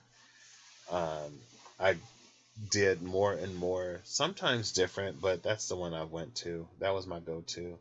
Of the 1.5 hour to 2 hour meditations, I meditated a lot, a lot for the first like 10 days until I went to London. And even when I got back, I was still meditating. Not as heavy as I was before, but I was still meditating fairly heavy. And even like, as I said, like I wasn't working, I wasn't going to school, I wasn't doing anything really besides being in that meditative space, like watching things or taking in information and constantly validating it against myself with my higher self. Because I mean, that aspect, it's like we're connected, but I don't know where that thing went.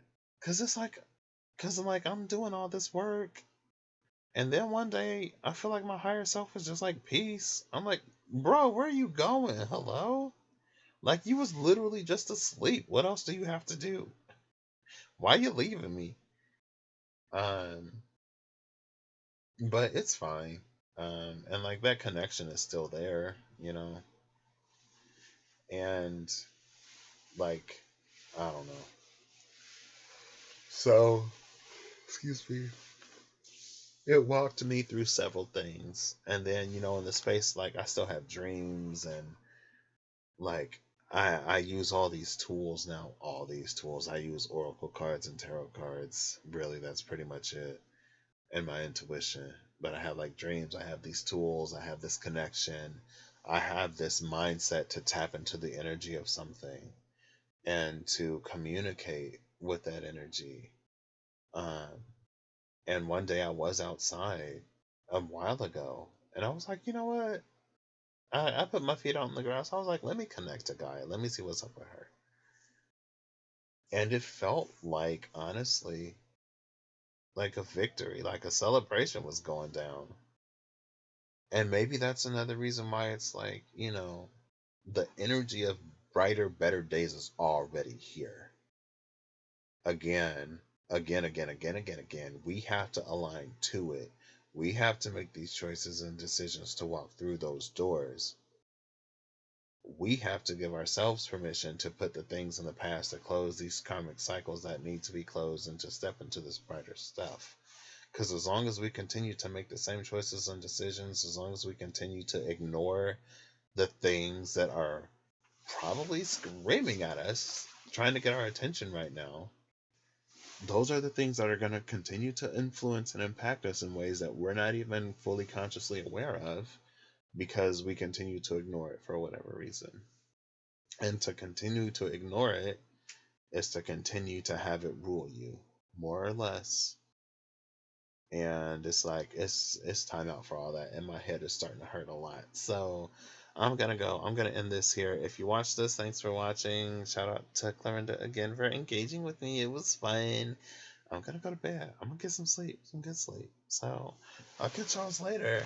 Um oh wait, my mouse isn't plugged up. Bye. For anyone who is offended by skin, either A, get over it, or B, I don't know. I'm sorry. I can just apologize. I'm sorry, y'all. Because I really could have put a shirt on and some clothes on, but I didn't feel like it. I didn't necessarily plan on turning on my camera either. So I don't got to be like that today. I can apologize. I can say I'm sorry. I'll catch y'all later. So.